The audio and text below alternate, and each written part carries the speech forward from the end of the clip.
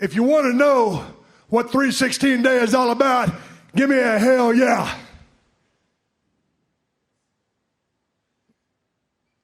I said, if you want to know what 316 Day is all about, give me a hell yeah.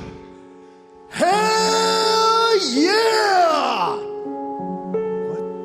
But I'll be the first to admit that I saw my life flash before my eyes when King Corbin threw me off that roof. But a miracle happened. 2 seconds after I was thrown off the roof, I landed on a second roof, just 6 feet down. And by the time I realized that I had to get up, climb that ladder, and reach that briefcase, my partner tonight, Alistair Black, met the same fate and landed right next to me. I need a dog! Oh my God! I need a dog! It's out. Ray! Oh my God! Get us! Oh my God! Please catch him! His ice sticking out of his hand. This feels weird. Oh. Everyone's sick. Everyone's got the Steve Carino virus. No, it's out of control. It's not the Steve Carino virus. What? You think your company is safe because you gave us contracts? Think again. And we will be fighting tooth and nail. Devour got devoured. Never play with sharks, little Jimmy. Never play with sharks. And we can only truly hope that whatever Ray suffered here tonight doesn't permanently alter his life. Don't do it! Don't do this! Don't do this, Randy! No! Randy, no! No! No!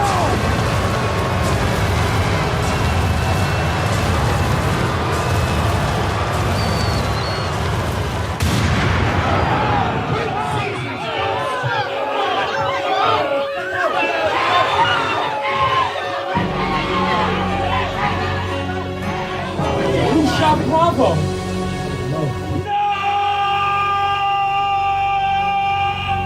And with that, it is officially time to go back and revisit the very worst of 2020. I am John Pollock, along with Ting, and once again, assembling the panel with us, Davie Portman, Braden Herrington of upNXT. Hello. Hello, hello, hello. Wow, we're here to be negative. This is going to be an entire show dedicated to negativity and getting rid of the worst of 2020, because we cannot embrace 2021 until we rid ourselves of all the bad that occurred in 2020. So this is our yearly disclaimer at the beginning of this show. If you are someone that subscribes to the power of positivity and are going to be upset with such negativity, this is where the podcast ends for you. Thank you for downloading it. You will hate this show. I don't want to hear any complaints because this is our negative podcast of the year. Is that not right, Way? Well, I think in order to, start the new year fresh, we have to dig deep and oust the demons of the past year. And I think this is what we're here to do. It's a way to wash ourselves and completely bury forever all the worst of wrestling in 2020. Yeah, it's like a detox. Mm-hmm. It is. We are going to exorcise all the demons from the pro wrestling landscape of Literal 2020. demons in wrestling sometimes. We do have literal demons to talk about on this show. We have narrowed it down this year to 16 different categories that we will be going through. We are going to share our picks. And then at the end of the show, we will open it up to any callers that want to call in, maybe create some of their own worst of awards for the year, maybe remind us of some things that were missed, because this is where it's like a collective bonfire. We are going to throw all the garbage in as a community and then move on to a new year in 2021. This is when the official new year begins. I think this has been the hardest one I've done of these worst ofs, because this year, 2020, was so crazy in wrestling. Not only did we have the empty arenas and all these cinematic matches that were coming, but the bad just seemed to come out relentlessly. And when putting together this list, you start thinking and then you go, oh, but there was that, but there was that. And it's one thing going, okay, which match was better, this one or this one? But this year we're going, which wrestling murder was worse than the other? It's been crazy. Worst murder could have been a category this year because there was no shortage of it. Worst resurrection as well from the dead. Worst, like, bodily harm to someone, like pulling someone's eye out to burn Every them. company just hated eyes this year. Yeah, and fingers, obviously, but it's insane. Well, we are not asking for your eyes, only your ears. So sit back and enjoy our worst of 2020. To all the patrons that are joining us live from the upNXT family, as well as post-wrestling, we have worst promotional tactic to kick things off. And I went back to last year's worst of show. And Davey, you chose the ROH Kelly Klein Joey Mercury story as the worst promotional tactic. Braden, you said WWE and Saudi Arabia. Wei Ting selected Corey Graves' tweets directed at Mauro Ranallo. And I chose John Cena mocking the Usos about a DUI. Oh. So always nice when worst promotional tactic wields 4 separate examples from the prior year. So we will see if we have similar choices this year or ones that are completely different from one another. I have spun the wheel, and kicking things off is Braden Herrington with worst promotional tactic of 2020. Like Johnny Gargano, I hate wheels, but it's interesting because you mentioned all different ones from last year that all still kind of make sense. Is it supposed to be something that's drawing you in, a promotional tactic? So what comes to mind is obviously something that's like not really the elephant in the room, but COVID hitting the wrestling world. And I have kind of a gripe with the WWE of how they kind of pretended like it wasn't a thing.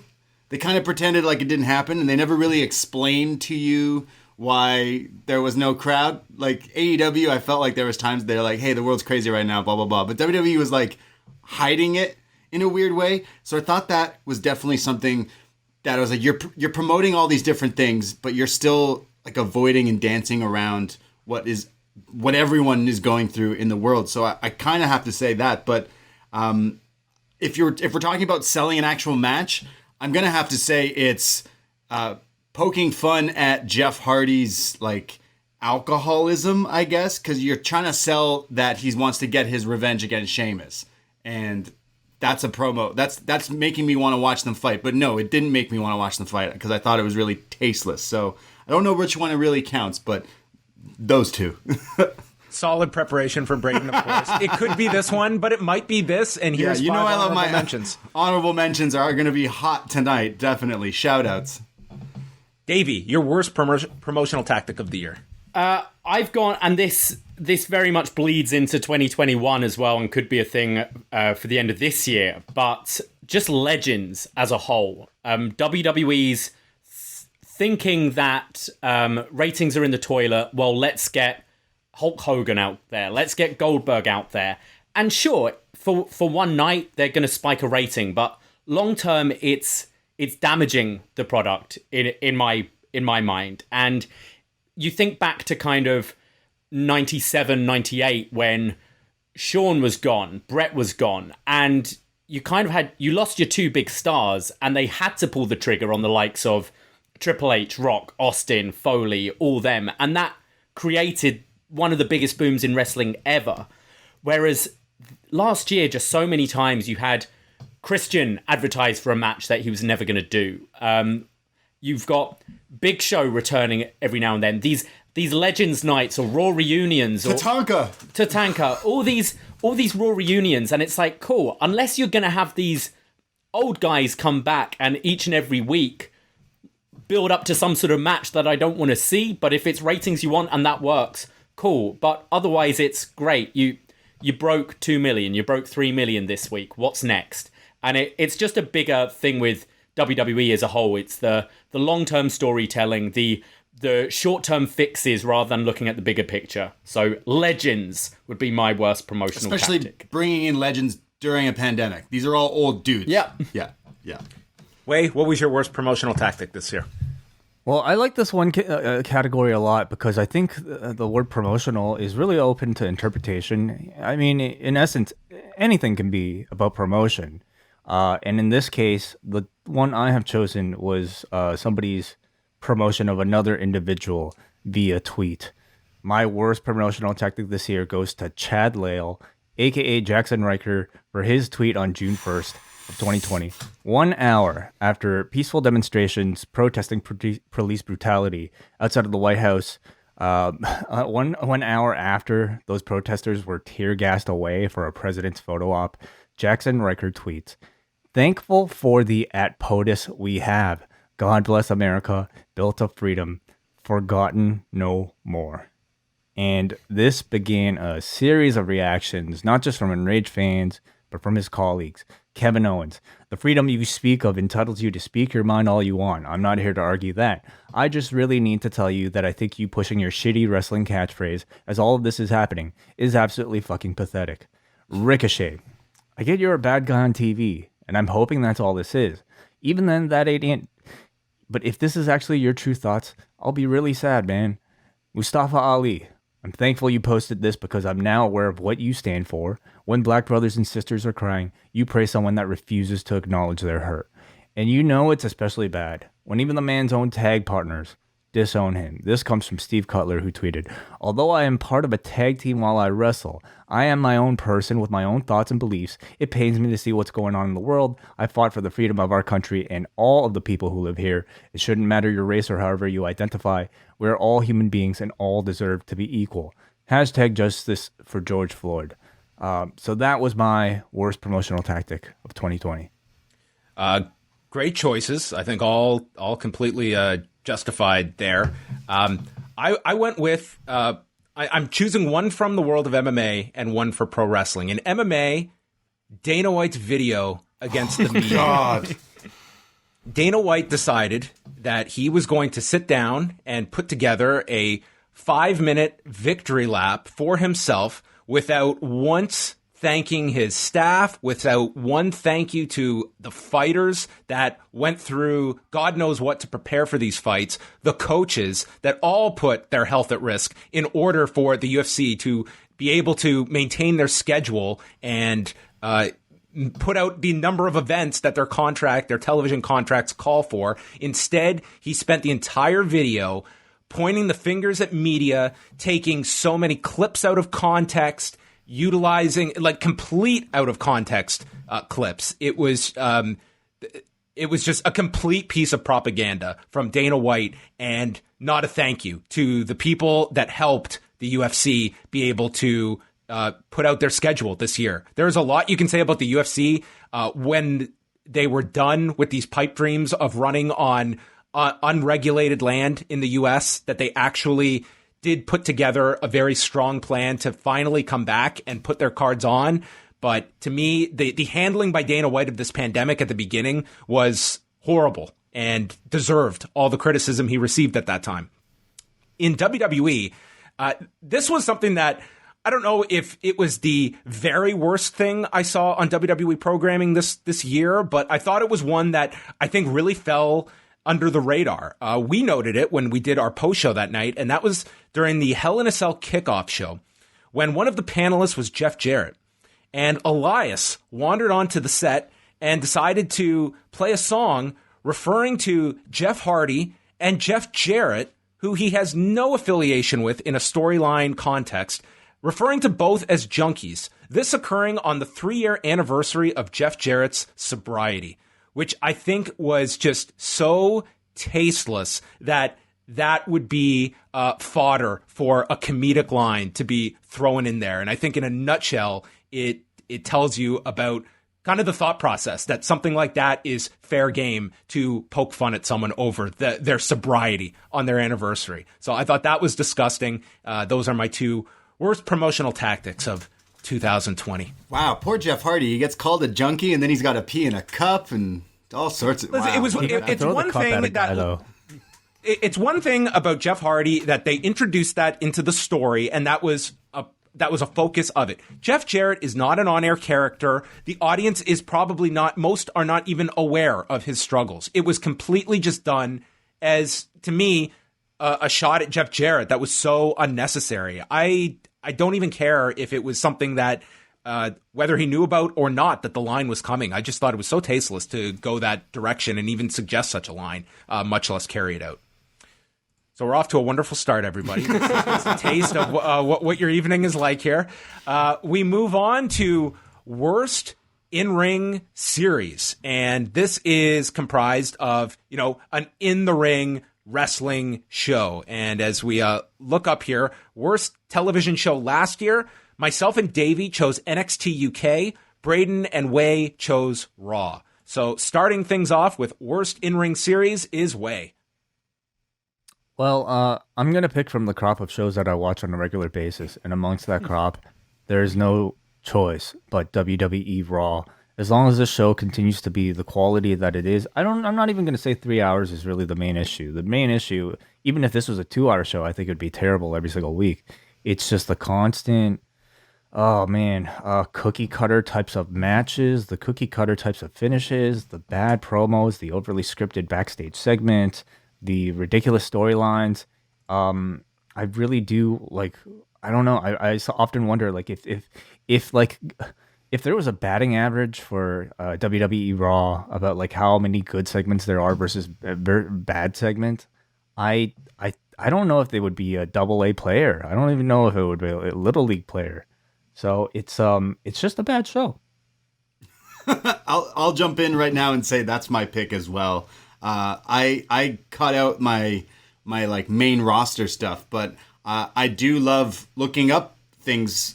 Twitter's great to watch wrestling and look at these things, and it baffles me just as a wrestling fan that this is supposed to be the main show of.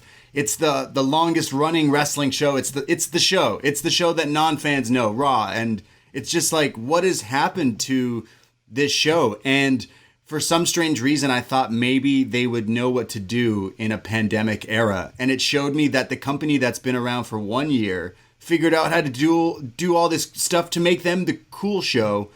And then Raw's still this stuck in the past thing that as a wrestling fan, I consume so much pro wrestling. And I can honestly say that Raw this year was some of the worst, ever, low point in wrestling. I know, early 90s, they say that was the low point of wrestling. I really think WWE just was not on point. More so just Raw. Some of the stuff that happened, the Raw Underground, Retribution, fucking shark attacks. What the fuck is going on? Am I watching, some shitty soap opera for men, they always call it? Because it's so bad. It's laughable bad. I was very disappointed. My choice is Raw as well, that especially when the pandemic began, you saw them experimenting with a lot of different things. And I think they were forced into change that addressed a lot of the biggest criticisms of the WWE presentation, of the overly scripted nature of promos, which is going to be good and bad for different performers, depending on who you are. But when we got the lead up to WrestleMania and a lot of the empty arena promos, I thought that added a lot. You had things on Raw this year that did work very well, like Drew McIntyre, the Edge Orton feud, the Hurt Business. Those would all be positives, but I think you have to look at the whole. I think The Fiend is naturally going to drag down a show unless you're really into that stuff. Retribution was a complete swing and a miss. Yes, a shark ate a man, and I think that it's the show that, to me, is most consistent with the criticisms that one is going to throw at WWE. I think they... building baby faces, it's Drew McIntyre is the one that we can say, hey, but look at what they did with him. And everyone else has just fallen by the wayside. I think it's a show that is often very tough to get through. The 3 hours doesn't help, but to Way's point, we've been going through 8 years of 3-hour Raws. It's not it's just this new adjustment to the third hour, and it's here to stay. So we can also say quick before it's the best when you talk about the bad Raws. Everyone knows they want to jump and listen to you right away when it's a really shit Raw. As soon as there was a shark attack, everyone was going, where's John Away? We got to know what they think of a shark attack. Yeah. Mine's Raw as well. Yeah, clean sweep. There was a time, John, as you mentioned, it's crazy that Raw was actually not bad when it was the complete empty arena bit. You had the likes of Zelina Vega, Asuka, the Edge Orton feud, that was actually making Raw kind of interesting for a little bit.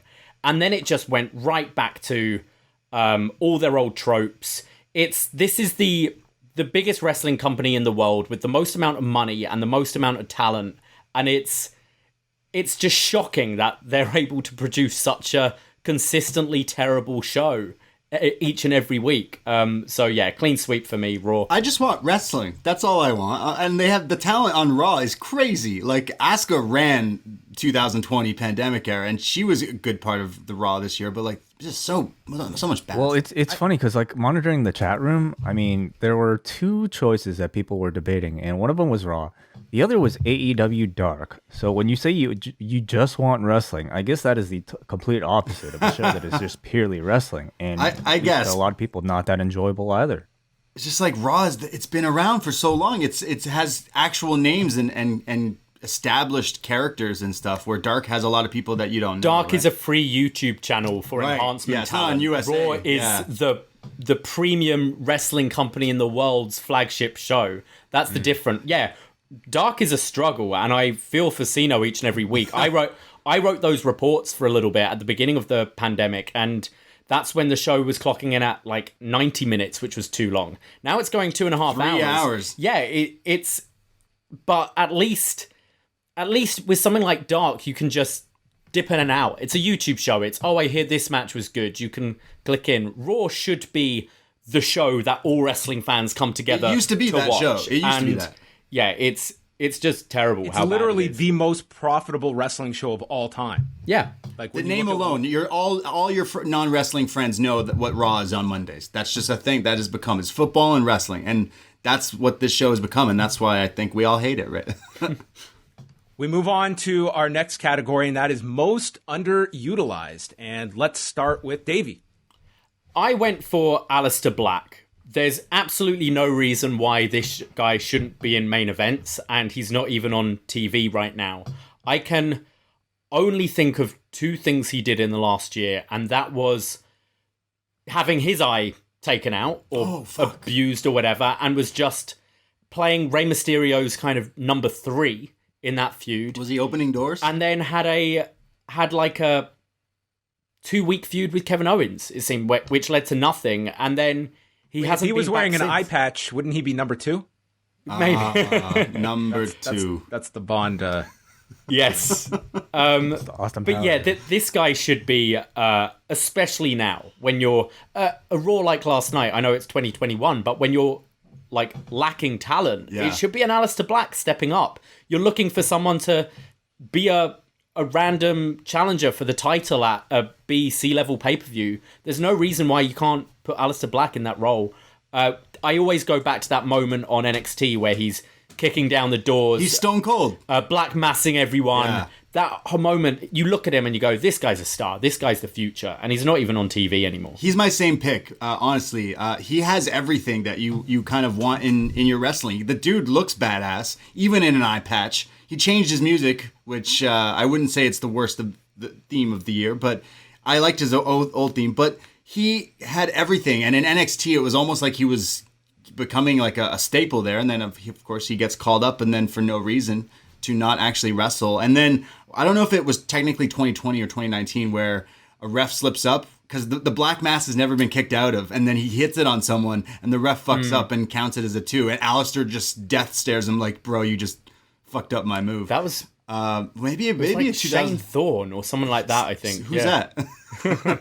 I think that Aleister Black is someone that instantly looks like a wrestler. He's tattooed. He's scary. He's actually like really. He kind of hits the people that like the in-ring stuff. He has all that, but we do the NXT show, and we always think back of that storyline where he's just busting ass, and it's so weird that they haven't just decided to go with this guy as like a killer on Raw. He could be ratings. He's scary. He could be a heel. It's also like where you look at where he was positioned, like when they were looking at who would be Brock's program for Mania, it's like the two candidates were Drew and Aleister Black. And I can't say they made the wrong call. Drew's been great, but you just look at what what a sliding doors scenario of where one went versus where the other went over the last year. So for that reason, I went with Aleister Black as well, because it's just been very unfortunate where this year it seems like they've thrown some stuff against the wall and now he's disappeared and probably gets his latest reset. There's no shortage in this category. I would say, even though she's prominently featured, I would say this year was a major step back for Rhea Ripley, where she was pre-WrestleMania, and I think just got handled terribly throughout 2020 as well. And she looked to be, if we go back to the first few months of the year, just seemed like can't miss breakout star. Definitely. And then, wow. I was not expecting a clean sweep for this one because I feel like there are so many other choices. But I also went with Aleister Black, and I think that just shows you how much potential we all saw in him and how much is, at this point completely unrealized. At one point, this guy was the sidekick to Dominic Mysterio in his feud. So it's been a really bad year. The man lost an eye, had a heel turn that really had little reason for happening. Thrown off a roof? Thrown off a roof. Yeah. And we haven't heard from him since, unfortunately. So hopefully 2021 might be better. Well, this next category is all about people that we hear from on a weekly basis. It is Worst Broadcaster. Last year, Way and I chose the Raw announced team of Michael Cole, Corey Graves, and Renee Young. Braden chose Corey Graves, and Davey selected Jim Ross. Which, 2 years ago, Davey, do you remember choosing Shadia Bezezo? I do, yeah. She sucks. Who is that? I don't know, but I have the last 2 years here in my documents. Wow. She was on one of the Saudi shows. They signed her, and I mean, we talk about how those backstage interviewers are robots. She gave robots personality. Yeah, right. Okay. Yeah. She was bad. Yeah. So I'll start this one off, and I'll look at this. Like, there are most years, there's always that one person that just is so terrible that it's usually an easy pick. I don't know if I've just gotten to a point where it's like this straight line, but I really don't, of all the different announced teams, I can't say there's anyone that is just that presence that drives me insane. So I really had to give some thought to this one. Part of me wanted to go with Jerry Lawler just because of the ramen noodle moonsault call this year. But the one I'm going to go for, because I think this thing should be represented in some form, I thought he was a fine host. That was Shane McMahon on Raw Underground. The problem was then those fights began, and his commentary consisted of, whoa, get up! And he became every Affliction-wearing fan at a UFC event in 2008. And he was dreadful because they had him call these fights as a fan ringside. And that to me qualifies as a broadcaster. This thing went on multiple weeks. So I went with Shane McMahon as Worst Broadcaster. John, do you still have Affliction shirts? No, I don't. Okay, just checking. John just stole my thunder because that was my pick as well. From Raw Underground. It was it was difficult for me to name. It was a difficult pick for me to name a best broadcaster, and I found it to be just as challenging to find a worst broadcaster because I feel like over the years, knowing what I know about the WWE system, I've come to develop far more sympathy for its announcers and hosts, who really, to me, are just there to play a role without much autonomy of expression. But Shane in this role, I feel like did have a good deal of autonomy of expression, and he did not add at all to these matches. He made it sound, he made them sound just goofy and amateur, and really drove up the camp value. So I also went with the play-by-play man for Raw Underground, Shane McMahon. Braden. This one, it's obvious honorable mentions have to be here because if you listen to Up Next every week, when we talk about NXT, we lost Mauro Ranallo this year. And I know we're big fans of Mauro, but I know Mauro wasn't everyone's cup of tea. But then entered Wade Barrett, and I think Wade Barrett has somewhat kind of jumped into this role, and he's picking up things. He's learning. He clearly didn't watch the show as much before, but he's learning, and his calls are being really good. However, his partner in crime, who's there, because Beth is at home, and Beth will be Beth, but Vic Joseph is an honorable mention here because I've watched wrestling for a long time, sure.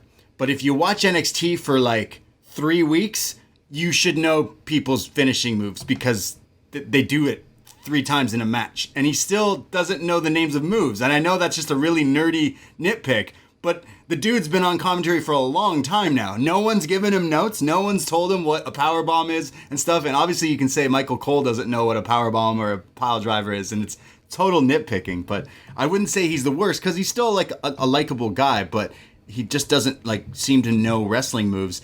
But mine comes from actually that actual. This is my actual pick.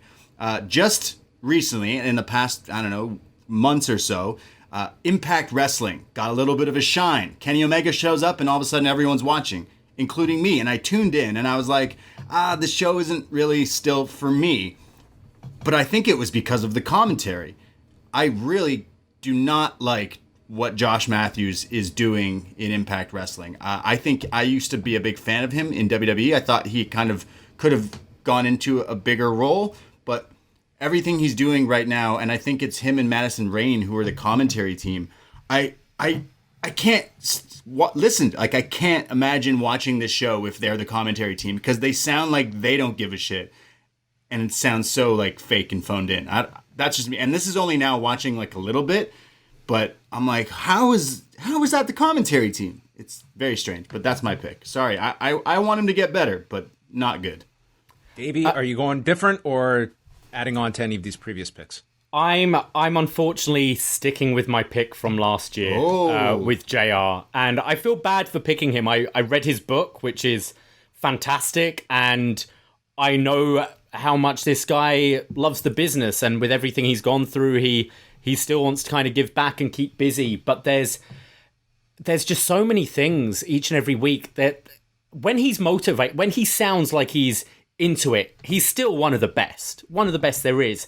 And that's kind of why I'm picking him, because he's done it for so long. He should still be that good. Whereas these other guys who are kind of up and coming, it's like I can sort of forgive a Vic Joseph for getting a move here and there.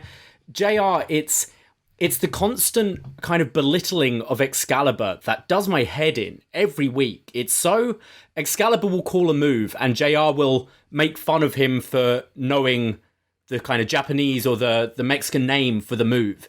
And it's every week he does these slight little digs, and it feels like, well, JR, because you're not as up to date with the product anymore, it's kind of an insecurity that's coming out, I feel. And it makes it quite awkward to watch. And I pointed it out to Braden before, and then once you kind of clock it, you notice it all the time. I mentioned he's like the rapper The Game always name drops people kind of for no reason in his songs, and JR just likes to be like, hey, that guy's play football, and it's just like I don't know anything about this guy, but he looks like Edge, so I'm going to talk about Adam Copeland for the next 3 minutes. And that's kind of what his shtick has been recently. Obviously he's had a few slip ups as well with kind of horny on main, like jokes that don't quite land. And I'm going for him because he is in my mind the greatest of all time when it comes to wrestling commentary, and it's just sad to see him not be that still each and every week. So JR for me. Oh, boy, I still fucking. And I love JR. the rest of the team. I think Taz is great, Excalibur's great, Tony's great.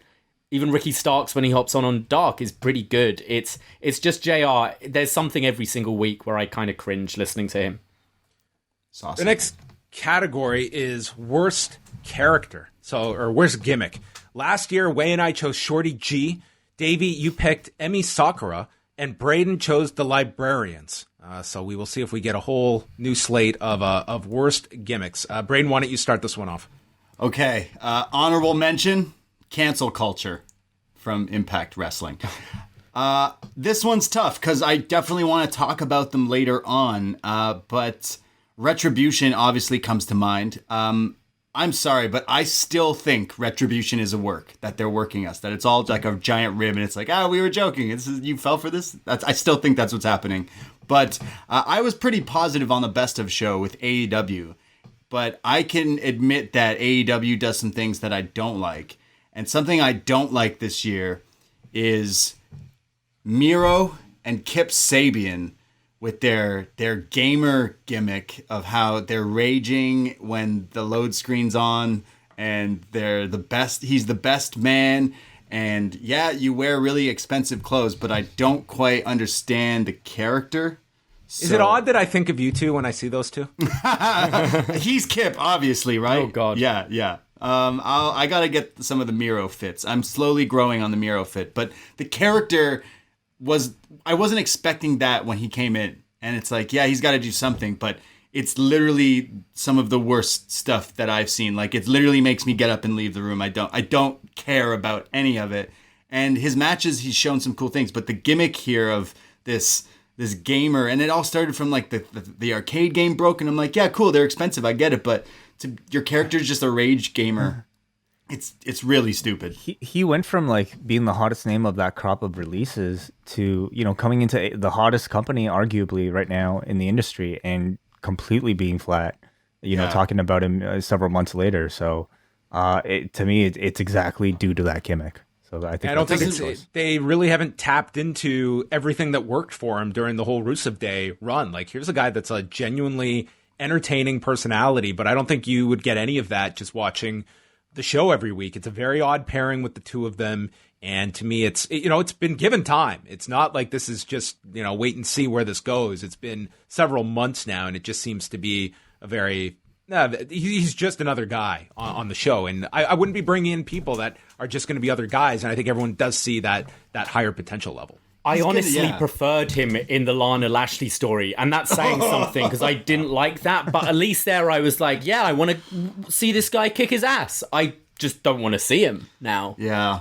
I like his clothes, though. I will go next because an honorable mention, trademark Braden Herrington, to Master Wato. Okay, this thing's awful. This is a terrible, terrible character, and I watch like Yuya Uemura, and the best thing will be that this guy doesn't have to go on an excursion and become God knows what to come back as, because this guy he's a very good wrestler, but this gimmick is utter death for him. But it did not claim my choice for worst gimmick this year, because that also went to AEW, but not for Miro and Kip Sabian. No, I am bestowing my award on the Nightmare Collective. Consisting of Brandy Rhodes, Luther, Awesome Kong, and Mel. This thing was a disaster. It was completely, to me, it was not learning from all the things in 2019 that went wrong with the Dark Order. This was like doubling down on a group that, to me, didn't have much direction. The vignettes were just all over the place, and there were segments where, Brandy was on commentary, I remember, for one segment, and it was just a mess. And it ended where they literally just dropped this, and Brandy went on with Brian Alvarez and just pretty much explained, this did not work. We're moving on. So, hey, credit to them that they spotted this and just deep sixed it, but it was just bad from the get-go. Did not work, and it was definitely a miss on AEW's part this year. Davey. I went for a very obvious choice here, The Fiend. Still think that entrance is cool, but it doesn't translate to wrestling, and maybe he's been kind of lucky this year that he's been able to do these cinematic matches, but I can never see a payoff. I can never see how this is going to last, because you either have him as this unkillable monster who then will rise from the dead, or you Goldberg him. And it just doesn't work for me at all. I'm never too interested in his matches. What is the gimmick now? Realistically, it's gone from he came out with a new mask at that SummerSlam and the entrance was amazing, and then it's what is the gimmick now? He's got the Playhouse. He's got Alexa. Murderer. He's a murderer. Yeah. He's been murdered too. I don't know. And it just drags down everyone who's paired with him. I feel sorry for, because they've then got to play to this gimmick, and it's just purgatory. I can't see you ever getting anywhere from it. It's very frustrating to watch. And honestly, I think Raw suffered when they got The Fiend. I definitely do think it's dragged down, whereas SmackDown is thriving now. I think SmackDown's, some weeks it's better than NXT, and I like NXT, but I find SmackDown a very enjoyable show to watch, and it kind of kicked into gear as soon as The Fiend left. Well, think about the summer, when Reigns came back, had they gone that direction with Reigns and The Fiend, which at one point was going to be WrestleMania last year. Thank God they were on different shows, because I think that greatly affects this Roman Reigns character if he was doing all the hocus pocus shit with the Fiend. Wei, your choice for worst gimmick. This year I went with Eric Rowan and his caged animal.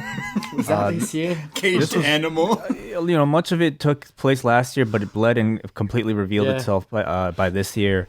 It was just, I think, weeks and weeks on end of them, having Eric Rowan walk out with this cage, and I'm pretty sure they didn't know what was supposed to be in this cage. He was supposed to be a man with a cage. People had to sell for it.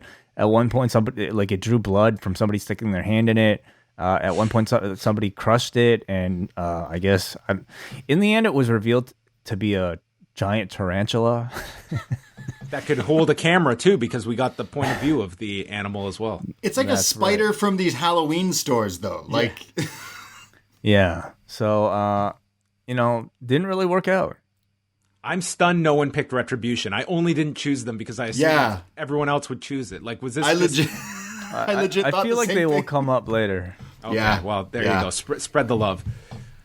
Worst on the mic. Last year, we had Wei choose Dana Brooke. Braden went with Lana. I had Ricochet. And Davey picked Kenny Omega. So I will kick things off because, in the immortal words, I will not join Retribution, but I will be the back-to-back John Pollock selection, Ricochet.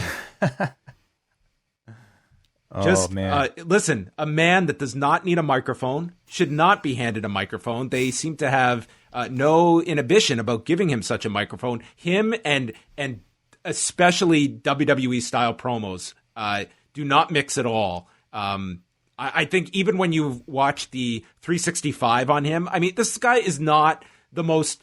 his charisma is very much, he's got a physical charisma, and in ring, he's breathtaking to watch. They have really taken away all of his positives and focused more on, just aspects like this, which I don't think should be, hide your weaknesses, and they don't with him. And he, to me, is just puzzling question mark of what they have done with this character that I think could be of vital importance to them and a key, but has been anything but this past year. So that is my choice for worst on the mic 2 years in a row. Wei?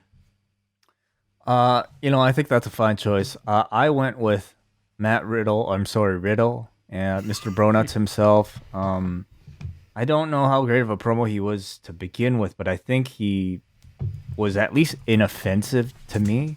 That changed with his call up to the main roster and the character that they've now given him as, surfer dude, but 20 years late, 30 years late. If he was supposed to be heel, I think it might even work out a little, but the fact that he's supposed to be a babyface, I really just can't stand a lot of these segments anymore. So that is my pick for worst. I will worst on the add mic. to that way. As the stoner of the post wrestling universe, we don't claim him as one of our own. It's not working for us. That's how you know it's not working. You're definitely right.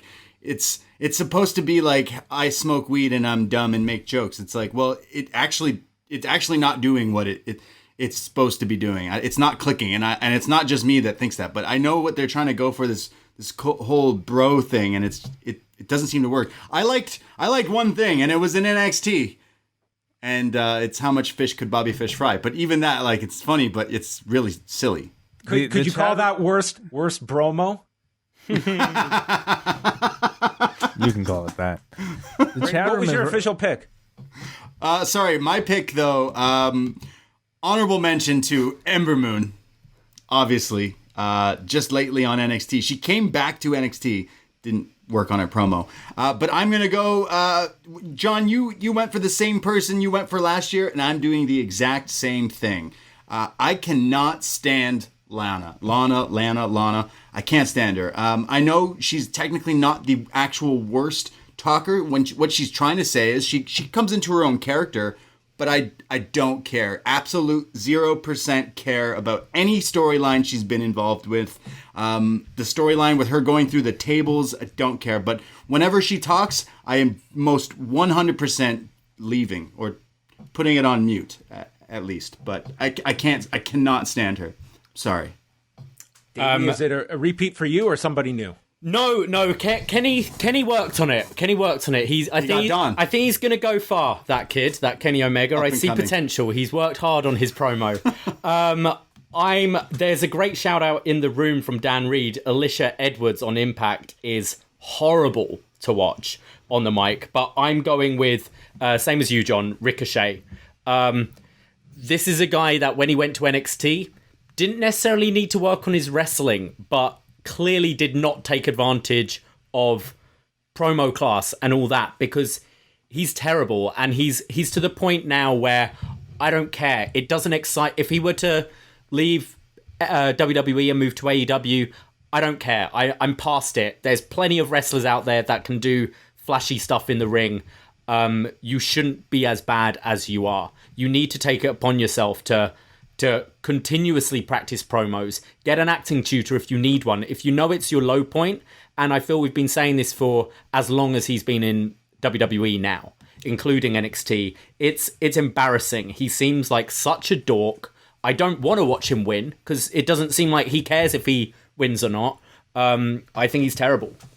It's weird because Park here would be in the form of Davie Portman. He does double moons and like cool moves, and like the whole superhero gimmick could work, but then he talks and you're like, But like 2021, I can watch other people do a double moon. You know, like it's so many people do his flashy ring style now that you need to offer something else. I understand what you're saying. Like Ricochet to me is like an elite level performer, like to the point of like a Rey Fenix equivalent. And you know what his low point is. Don't highlight that fact. Like I believe that if he were elsewhere, I think he would be a significant part. Like I don't think he would just be another guy. And I look at WWE right now, I would say even in NXT he would be greatly utilized more so. But it's definitely a deficiency of his game that they continue to focus on. Give this guy a mouthpiece, or don't hand him a microphone. Like it's to your point, I understand like you would want this guy to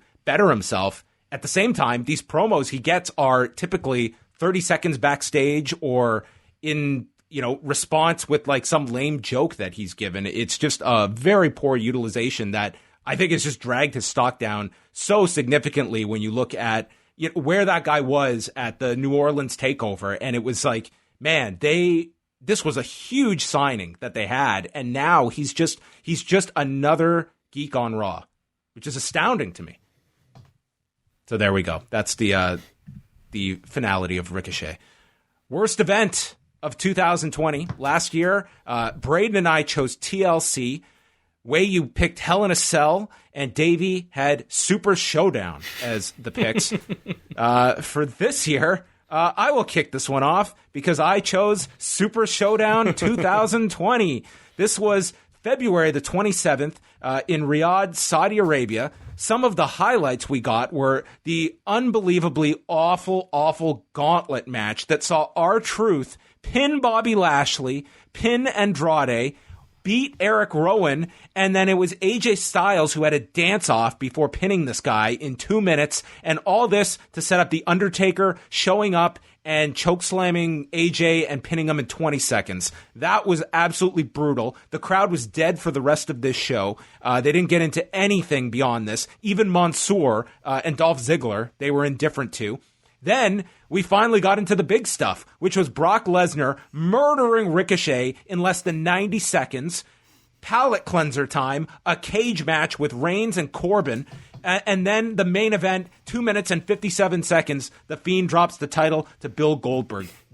It was the greatest argument that having crowds does not ensure a good show, because this was god-awful back in February. A terrible, terrible show. Yeah, I have this one. This was a show that they put on in a huge stadium. There was a lot of people there. This show is so fucking bad. And this is the show that like caused so much controversy last year with the whole, like, think of the world before COVID and stuff. It seems like years ago, but the thing where we don't know why our favorite WWE wrestlers were stuck somewhere and that whole drama, was it not because of this show? Like, this was the show that they were over there for. No. That was it a different one in 2019. Oh, okay. Sorry. Yeah. My mistake. Yeah. Before the end of the year there. But This show is terrible. How did you have Goldberg come in and I don't like the Fiend, but you had this guy crush the character you've been like working on? It just none of it made sense. So terrible. Let's go to Braden. Or sorry, Davey. Yeah, same as you guys, and same as last year for me. Apparently, it's Super Showdown. Yeah, I mean, John, I think you've pretty much said it all. The two of you, just bad. And I do think, as much as Raw's been terrible, I think WWE has had a great streak this year of pay-per-views. I've actually quite enjoyed their main roster pay-per-views this year. This was definitely not one of them. You guys have said it all. We had Mansoor though. And they didn't even care about him. It was so bad, this show. Way any different? No, it's a clean sweep. In fact, I had the 2-week trophy battle royal as like a leading candidate for worst match of the year for quite some time. And that terrible jackhammer from Goldberg to cap it off at the end of the night, just it was a really bad show. Undertaker holding his hat whilst delivering a choke slam to AJ, and it's like, that's how you're building up your WrestleMania match, just by having Undertaker squashing AJ, not even with his finishing move. That's how you're setting up your big match. Terrible. Yeah, it was just all bad. We go on to worst angle, and last year, Braden, you chose Mike and Maria Kanellis. Way also chose Mike and Maria Kanellis. I went with the brand split, and Davey, for worst angle, chose Eric Angle.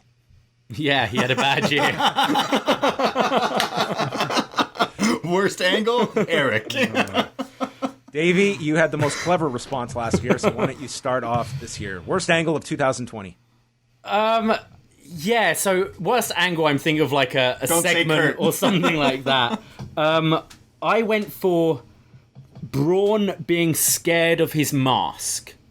Oh. There was this setup for one of the Braun Bray Wyatt matches, whether it was the Swamp Match of Hell or whatever it is, or their other one. But this segment where you see Braun Strowman trying to act scared because he's been given a present of his black sheep mask. Just terrible acting, terrible writing, with a terrible character, leading to a terrible match. And Braun pissed me off this year as well for other reasons, so I needed to vote him in something. We should have done worse social media this year, because there'd be no shortage of some of the... What did Braun just hates anyone who was... Braun was like, why don't you get a job? Get a real job. Get a real job. Sorry, Braun. You lost your job? Get a real job. Not everyone can be 7 feet and all of a sudden still can't wrestle, but... Wei, what was your worst angle? Well, I think I'm going to break the rules for this one, because I think I got my pick in, like, before I realized it was basically on the December the 30th of 2019. So we'll let it slide. My pick for worst angle was the Lana and Lashley wedding. One that capped off this terrible storyline, of course, of Lana divorcing Rusev in order to go with Bobby Lashley. And, of course, this also featured Liv Morgan arriving as Lana's former lover in an angle that went completely nowhere. Poor Lana's makeup was all messed up from making it with Lashley as well, I guess. So I suppose a year in, it still left a real mark in my mind. That's so funny you mentioned that. You would have thought these three pulled off Les Miserables with Paul Heyman's reaction on that Liv Morgan special. He was so happy after this wedding segment that, went absolutely nowhere for Liv Morgan, who felt like, man, she just got the runaround in this whole thing, that they had this brilliant idea that she's going to show up and address Lana. And, God, just terrible. It's actually kind of, it's weird because that technically was 2019, It was the Monday after we recorded the worst of last year. That's why it's in our cycle. It's in our cycle. That's what I mean. Okay. It's interesting because we all didn't get to talk about it last year. And I remember all the listeners were like, hey, you didn't mention that. It's like, well, it's weird because it doesn't count. So a year in the making, Wei has still chosen this. But I remember, that's kind of offensive. There's the whole Sonya Deville who has made it known that she's pushed for certain angles and things from her personal life into storylines. LGBTQ representation. Yeah, and then they come and do this. It was actually kind of offensive. And I absolutely forgot that. It technically doesn't count, but that is one of the worst things that's ever happened in wrestling, honestly. Honestly, let's be honest. It is so bad that AEW has been promoting a wedding to make fun of it for so long that obviously like an Aiden English or whoever else will show up to try to mock it or something because it was that bad. It was just gross. But I'm going to jump in and let's get this out of the way. We've gone in too deep and too long of a worst of show to not actually talk about Retribution. So can we talk about Retribution? Because that gimmick is so stupid, so ridiculous. Like I mentioned, I couldn't believe that it was something that they were actually trying to do. Is it supposed to be Antifa or something? Who knows? But it's dudes with paper plates as masks. They got chainsaws, but they're not doing anything with it. It's so fucking embarrassing to be a wrestling fan when you have shit like this that is considered pro wrestling. It's so bad. I think I just said the wedding is one of the worst things, but I genuinely think this Retribution thing. You ruined all these wrestlers. Dijak. You had Mia Yim. You had Shane Thorne. Shane Thorne is the guy with the paper plate on his face, right? Slapjack? Isn't that mean something dirty anyways? I looked it up on Urban Dictionary. The names were the kicker, man. Like it was. What are the names? What are the names? Slapjack? Reckoning. T-bar. Butt stuff. What is there? I don't even know what there is. It's so ridiculous. Like I don't know who they are. Are they just trying to attract like the 10-year-old kids? Is that what this angle was supposed to... Like, I don't understand. I know wrestling is for kids and shit, but this was literally some of the worst stuff ever. And is it still going on? Is it still happening? I know Ali is joined and they tried to... He's good. But, like, it baffles me. And some of my favorite things were you guys just, like, scratching your heads, like, what is going on? Because I actually didn't think it was real. I still don't. I think they're going to be like, we got you, we were testing you, and you all failed. Because it's actually that bad. Mercedes Martinez, she was like, nah, fam, I'm going back to NXT. I'll have some matches and be a trainer. Fuck that. And got the hell out. But... it's too late for Mia Yim, because no matter where she goes now, people are going to be like, yo, remember when you twitched and did all that stupid what did she get, shocked? Spiders falling over her or something. Was it Eric Rowan's spider? What was going on with that? Yeah, just all in all, that is some of the worst shit. Honestly, Retribution sucks. Well, since I'm last, I'm going to throw in a few honorable mentions here. The hit and run attack on Elias. That the suspect is still at large. The... maybe worst turn of a partner on his tag team partner, that being Tucker turning on Otis, and Otis being so upset he never once cared about this after the fact. But many thought that Lashley Lana Rusev wedding died a death, but this one they actually leaned in on that theme. I am going with Who Shot Johnny Bravo on Impact Wrestling this past year, where the culmination of Johnny Bravo's wedding to Rosemary ended with the lights going out and Johnny Bravo was shot. It was an absolutely ludicrous scene, and this is where Impact decided to take it. A bunch of stupid comedy sketches with Tommy Dreamer dressed as Sherlock Holmes searching for the attempted murderer, finding out that it was Larry Dallas. So this was his turn. Attempted murder is a heel turn. And then it built up to a match.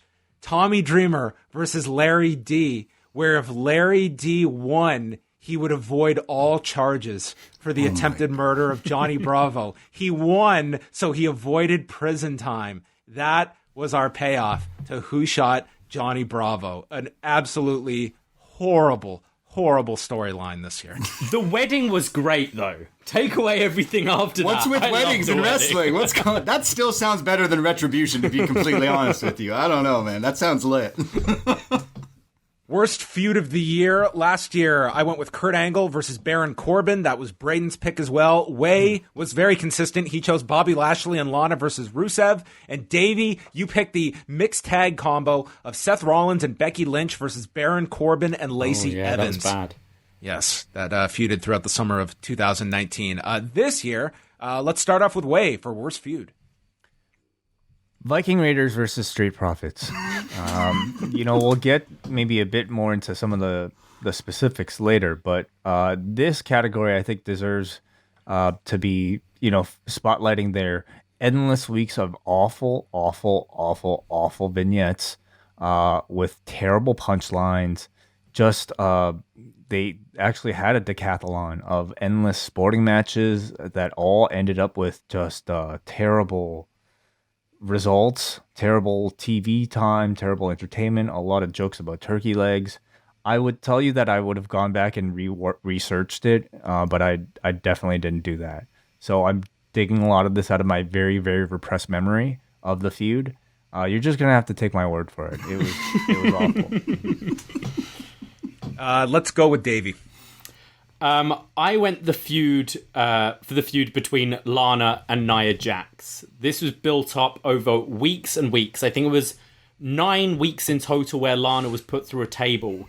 And you're waiting for... Look, I'm not a fan of either performer, personally, but you go at the story, you look at the story, and you have this girl being bullied every week. So how you should write a story is that girl ends up getting her own back on the bully. Instead, you're building up to this big tag at the pay-per-view, and the culmination of this story is, let's just write Lana off TV, have Charlotte Flair return, win the titles, and we never talk about Lana again. What was the point of this? This was built up for so long, and all it needed to be is Lana push Nia off of a turnbuckle and she falls through a table or something, and she has a big moment. Instead, they had her accidentally win Survivor Series by just never being tagged in, and actually made her look even more foolish and even more pathetic. And then they just write her off TV and have Charlotte Flair return and win the tag titles. It made zero sense to me and was just bad. Very bad. I'll go next, and this isn't my pick, but in terms of what was a major push, and one that I think really didn't hit, was Tetsuya Naito and Evil. Evil was the biggest project, I would argue, of 2020 to get him into that top end mix. And I'm not saying he never makes it there, but he certainly didn't this year. And I thought their matches, they really did. It was just the way over the top Naito style main event where you go 35 minutes. These two they should not have been going that long. And the Evil main event push, it didn't work. It just did not work in this particular year. So that's an honorable mention. I definitely have the Profits and Viking Raiders down here. But yeah, I did go with Lana versus Nia Jax. I mean, this was there was no sympathy behind Lana. And to those that would say, well, is Lana really going to be a sympathetic character? I would argue that when they finally did that chronicle on her, yes, there is a way that the Lana character could work, but you watch Raw and you're totally divorced of that.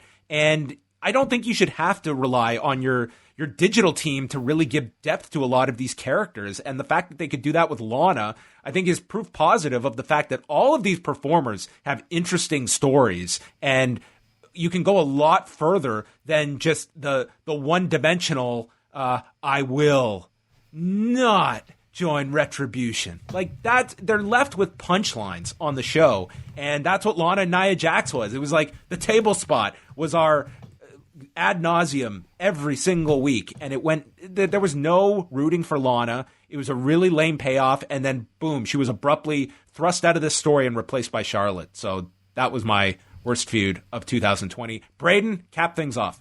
Yeah, I mean, you mentioned Evil. That I'm not the biggest Naito fan, but the story that he had was all right, we're going into a pandemic. Let's maybe.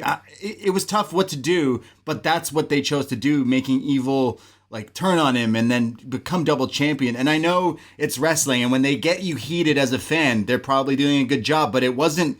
It was that X-Pac Baron Corbin heat where I'm no, this is totally not right. I don't like this at all, and it made me genuinely upset that I wasn't getting what I want. It didn't feel like New Japan. It felt like WWE, which was really weird.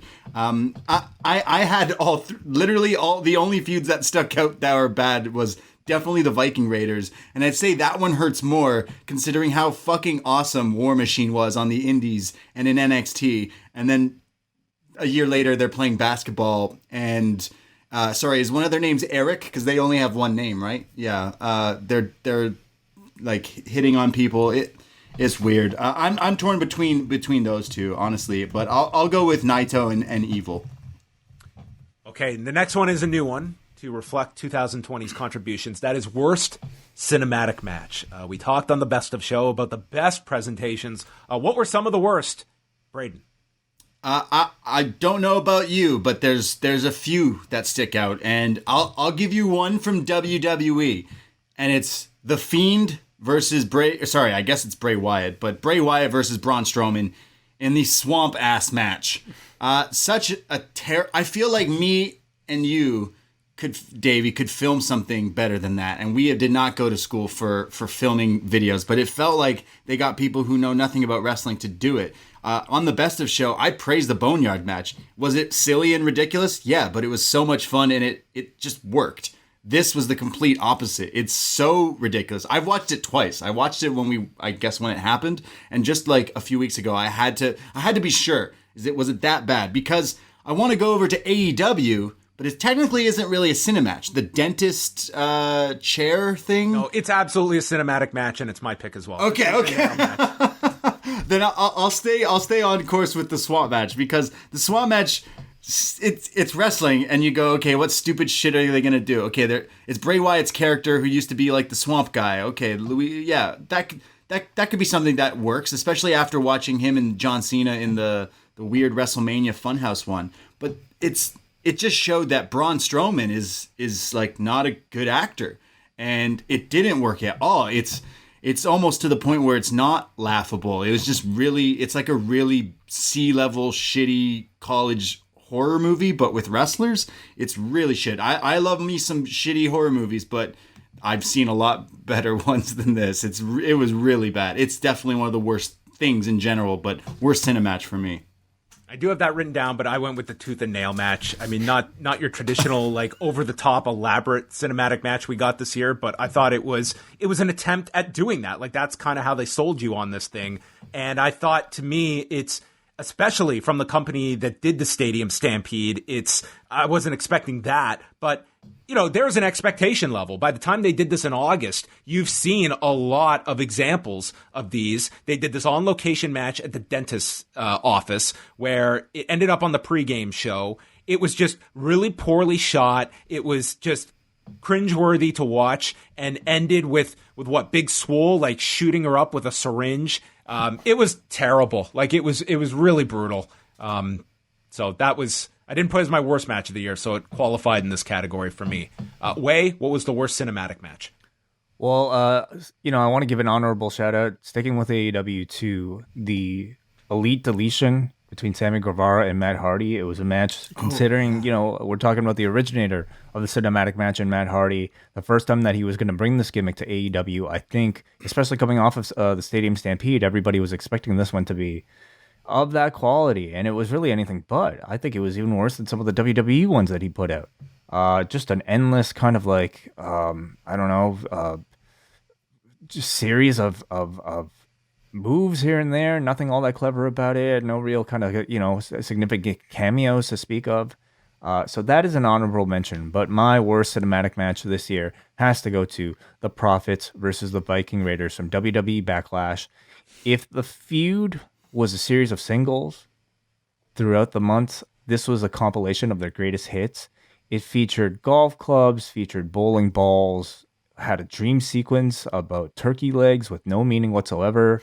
And of course, this match will forever be remembered as the debut of Akira Tozawa as the ninja. Akira Tozawa, who now suddenly only speaks Japanese and plays, about the most yes, it's camp. Yes, it's supposed to be funny. This entire thing is. The problem is it was not funny at all. That was the biggest problem with it. I'm all for camp. I'm all for, like, please make me laugh. But this was making me depressed. So it ended this match with a team up of the Viking Raiders and the Street Profits into the Viking Profits. And, of course, some like an alligator in a dumpster or something like that. Again, I didn't go back and rewatch this. Sorry to disappoint you all. You have to really take my word for it. I'm not sitting through that shit again. Well, there we go. Davey, your worst cinematic match. It could have been the Elite Deletion, but I can't vote a worst match that contains Gangrel. Gangrel saved that for me. Oh, yeah. But true. I also went with the Street Profits versus Viking Raiders. It also, because this wasn't anything that it wasn't announced it was going to be a specific kind of like cinematic match beforehand. It didn't have a weird name going in that go, oh, maybe this is cinematic. And it just signified to me, oh, this is what we're doing now. Every single pay-per-view now, we need to have one of these matches. And just the wrong characters for it, badly done, bad comedy. Honorable mention to Adam Cole versus Velveteen Dream, though, in that parking lot match. That was on a takeover as well, which that was terrible. Hey, and look, Johnny Gargano and Ciampa, two of the best wrestlers in the world. I think Johnny is one of the top, but that final beat wasn't really good either. And that was one of the first Cine matches they did, because it was right when the pandemic and the takeover was ruined. But wow, there's a few that kind of sucked. But yeah, I'm with you. Money in the Bank, yeah. Oh yeah, that was fucking shit. That was so bad. The only funny thing in that was Vince McMahon with the hand sanitizer and Stephanie editing herself in when she wasn't even in the fucking building, because she's like, I'm not getting COVID, you guys go. Yeah, that was terrible. Up next, we have worst promotion. Last year, it was a clean sweep. All of us chose Ring of Honor. They were at a low point last year. I don't know if anyone's going to be choosing Ring of Honor. What was going on with Ring of Honor last year? Oh, they had a bad 2019. What was going on? They lost so much talent. It was not a great year for them in 2019. This year, I'm curious everyone's choices. Let's start with Wei. My pick is going to be the WWE. I feel like this year it's, they are the promotion who was the most active, not having taken a break. But, they weren't the only promotion who didn't take a break yet. I think seeing the in-ring product, first of all, and again, that batting average is not very good, but also knowing a lot of what was going on behind the scenes, the fact that they were continuing to run shows and not even testing properly their talent ahead of time. The rest of the year itself, letting go its talent in the midst of record-breaking profits. The whole third-party ban that really came out at the end of the year. Just a real litany of, I think, things that we don't really associate with any other companies in terms of controversy. So they are my worst promotion of 2020. Yeah, I have a hard time with this one because I think that worst promotion, it feels very weird to name a company that, they're by leaps and bounds the most successful company of all time this year with what they made. But I think to Wei's point, I think you look at this particular category of when you had a worldwide pandemic to assess and how you went about it, what actions did you take? And their choice was to soldier through without testing, creating lots of problems when other sports stopped. It wasn't the case of, it was so early in the pandemic, we just didn't know. Everyone knew. Everyone knew the dangers of this. And the fact is, it really shines a light on the fact that you were able to push through because your performers are not formed through an association or a union, whereas other sports, they have to have these negotiations with players' associations for a safe way to get back to play. There is a negotiation process that goes on there.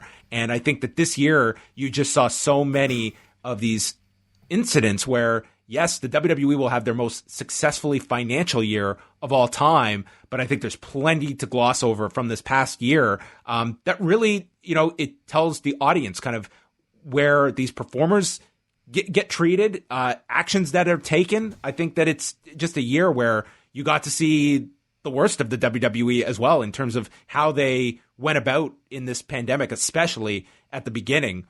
So that's my pick. I do give an honorable mention to, the company that I think a year ago people were very high on and there was a lot of buzz towards because it was so different. And today, I think it's very different, and that's the NWA.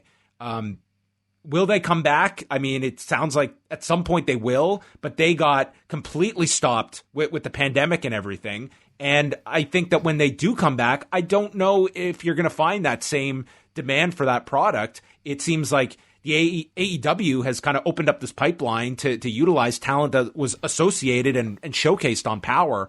But I don't know if they come back with, at the best of times, they had a model that was not sustainable long term of just being on YouTube. So I've got to say, from January 1st to December 31st, like, they to me took the most steps back during the year.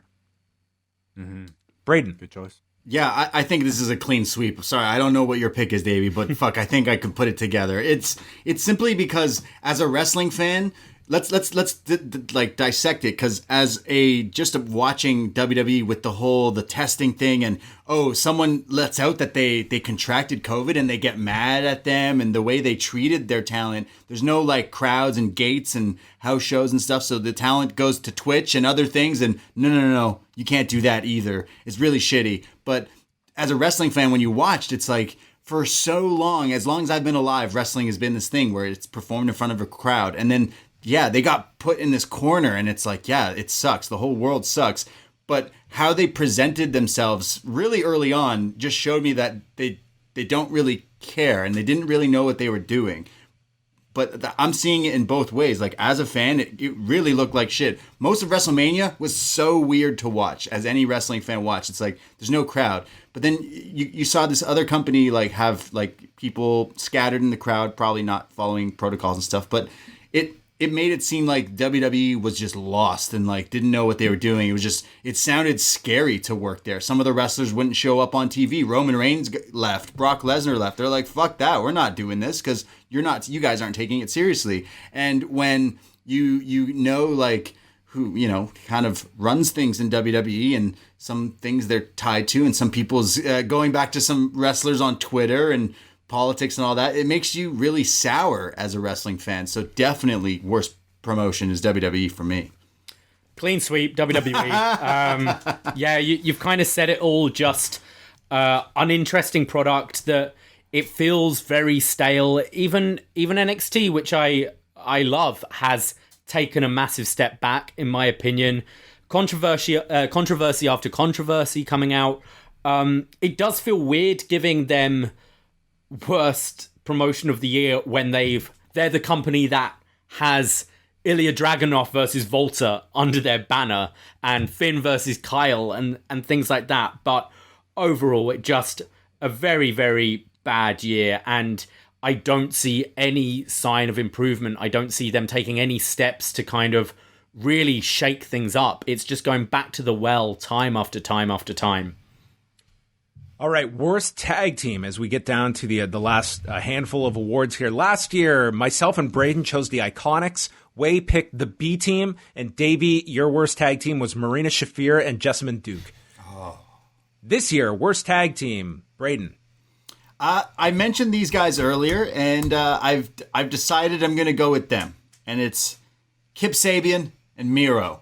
I know they've not been around for like the full chunk of the year, but I didn't like Kip Sabian with his last tag team partner, and he scurried off, and he's got slotted with Miro. The best thing about this tag team is Penelope Ford, and that's not saying much. I honestly cannot stand watching them. I don't understand the character. We're recording this in January, and obviously they're going to have this wedding angle eventually, and it's totally going to be, hopefully we all see Miro like destroying everybody and then revealing himself as like this new character of being a monster. But as this tag team, the way they act and just it's just like you know when those like when NXT was like a new thing, those like promo class videos leaked out and you could see like Enzo and Cass and all these like people learning how to do promos. It feels like I watch whenever Kip and Miro talk, I'm like, do you not watch like acting? Do you not have acting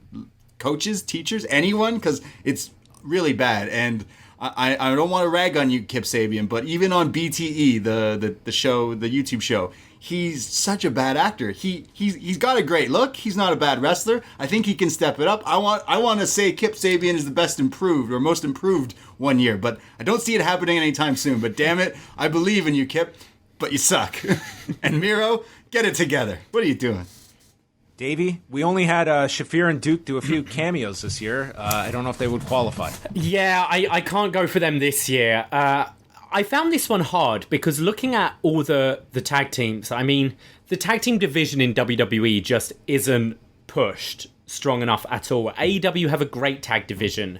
Looking around, there aren't bad tag teams, in my opinion. I see misused tag teams, but the one I'm going for just kind of sums up WWE as a whole, and it's Lacey Evans and Peyton Royce. It just made zero sense to me, the formation of this team.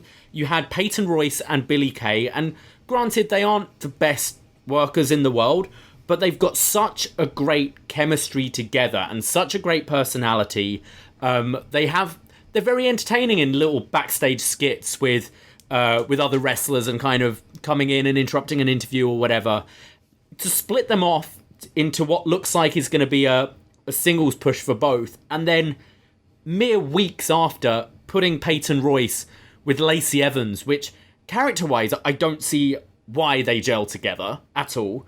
They didn't have good matches, and then it seemed to be dropped just like that because, well, I guess Lacey Evans has a new sugar daddy now. But yeah, this was just baffling to me and just summed up WWE. Well, this tag team sums up WWE for me. Lacey Evans is going to go off and feud with Cardi B, so she's set. There's that as well, yeah. Yeah.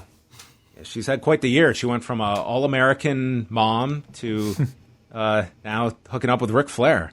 I chose as my worst tag team, and this, I'm going to explain it because I think they are more so just we're put in a situation that really shines a spotlight on how much NXT has changed now being on the USA Network, and that was the team of Inda Sheer, Rinku Singh, and Saurav Gurjar, who are just two green guys that have size. And I think it shows you that they are a team that you're doing a disservice by throwing them out onto national television, where the game has evolved to such a state that you can't just be putting out guys that are just, learning on the fly on television. And that's where I think the NXT divide occurred when you went on to USA, is that there's a whole factory of wrestlers that this year they didn't get to go out and do house shows, and you don't have that ability to go out and work in front of fans this year. So throwing a team like this on TV, I think it exposes them right from the get-go. And to me, NXT on national television can't be that anymore, and you need to be able to find outlets so that a team like this can get that ring time, get their seasoning down, and then you put them out there. So it's not so much a knock on them as it's just this is where you are in the process. And when you're hiring outside athletes from scratch, that's what you've got now. So I think that's a big story in 2021 of how WWE goes about developing those talents and finding different avenues to get them ring time, experience, and hopefully back in front of crowds at some point this year. John, I know we did me and Davey did a best and worst of NXT just a few weeks ago, and I think we both brought up that tag team of Inda Sheer. It's they've totally disappeared. They showed nothing on NXT. It's they were super green. And isn't one of them the man with the golden arm, the golden glove, or the guy, the super $1 million arm? Yeah, the $1 million arm. There's a Disney movie made about this guy, and WWE doesn't shove it down our throats. It's really weird. But soon to see them in the Spectacular, the something soon. Yeah. Well, that was my choice. Wei, finish us off here. I went with Shayna Baszler and Nia Jax. I feel like there are a lot of teams that maybe just weren't very good or have been overexposed. I think I went with a team that, we had to see a lot. And judging by the potential of somebody like a Shayna Baszler, I think her being stuck in this team has been a real detriment to her career on the main roster. I suppose they played good enough villains for some of the baby faces to go up against, but I don't think about any other of their matches that really stand out. And they also contain it's a match that it's a pairing I will speak a bit more about in our next category. Oh, what a tease. Our next one is worst female wrestler. Last year, this was all over the place. Davey, you chose Leva Bates. Braden picked Jessamine Duke. Wei, it was Lacey Evans, and I chose Billie Kay. And let me start things off. Congratulations, Billie Kay, a back-to-back recipient this year. I went with Billie Kay. You gotta be joking. Listen, I'm going to temper everything with something positive here. I think she is a tremendous personality. I think she could work great in a managerial role where it builds up to, at some point, she has to have a match with whoever your big babyface is. But to me, it's especially on her own. I think it's more pronounced now. She's been on the roster a long time. And listen, just being average these days is not enough. Like the bar is that much higher. And I think that there's 100% a role for Billie Kay. Maybe it's managing Ricochet. Maybe that is just the missing ingredient. But that is my choice. Back to back. Wei, is it a back-to-back for you? From the last category, yes, because my worst female wrestler is Nia Jax. Listen, I know she came back from double knee surgery, so some level of regression is expected, but you should not be putting a talent back out there at this level unless they've gotten past those issues. She is so much worse than she was when she left. It's very clear she wasn't ready. She still might not be. We're talking about multiple injuries to Kairi Sane, like one after, like, 2 matches that were quite significant. I thought very clumsy matches in general. Awful promos. That's like 4 awfuls. And when I think about like just all the other female talent out there, I definitely think if given the same amount of opportunity, we would have far better quality of output. So my choice is Nia Jax. Davey. Yeah, I'm gonna go the same. Nia Jax. She's got worse. She hurt Kairi twice. She's just painful to watch. I don't want to watch a wrestling match, especially just a regular TV Raw match. I shouldn't be watching wrestling with my heart in my mouth, worried that someone's going to get severely hurt. And that's how I feel when I watch Nia Jax. Where you mentioned her promos as well. She doesn't even have that. Her acting skills are terrible. Her promos are terrible. She offers nothing to the company, in my opinion. And the sooner we can get like a Raquel Gonzalez on the main roster to just feel that monster role, the better, because I think more people are just going to get hurt. And unfortunately, a character like Nia Jax, WWE are always going to go to because they love that David Goliath story. And she's always going to be in a prominent position every year. She's going to have a little run. She's terrible. I went back to back as well. I cannot stand Nia Jax. I always would give her the benefit of the doubt in NXT. She had some okay matches and you thought, okay, she's going to get better. And yeah, unfortunately there's injuries and stuff. But the only thing she ever did noteworthy for me in the world of wrestling was punch Becky Lynch in the face. I'm sorry, but it's true. I don't like her promo. I think she's one of the absolute worst talkers. The fact that, I think you hit it on the head there, Way.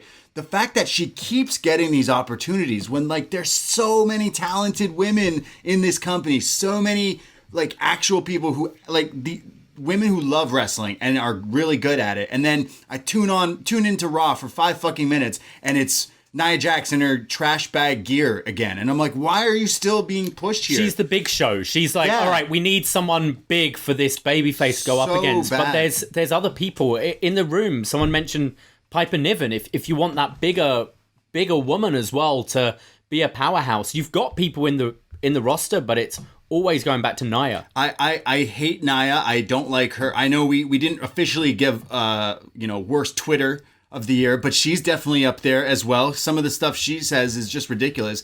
I honestly I wanted her to get better, and I thought that there would be chance, but this year showed that there's absolutely not. She keeps getting opportunities. It's clearly because she's related to someone and they keep pushing her, but honestly is one of the worst wrestlers of all time, and I cannot stand her watching.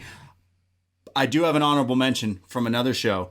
If Nia Jax wrestles like she can't wrestle, Nia Jax just can't wrestle.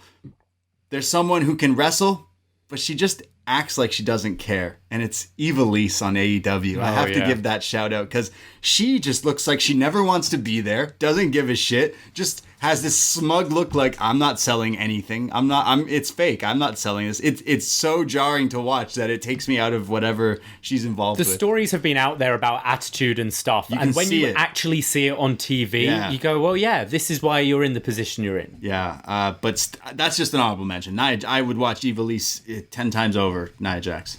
Okay, we've got 2 more categories. 3 more categories. We'll race through these. Worst male wrestler of the year.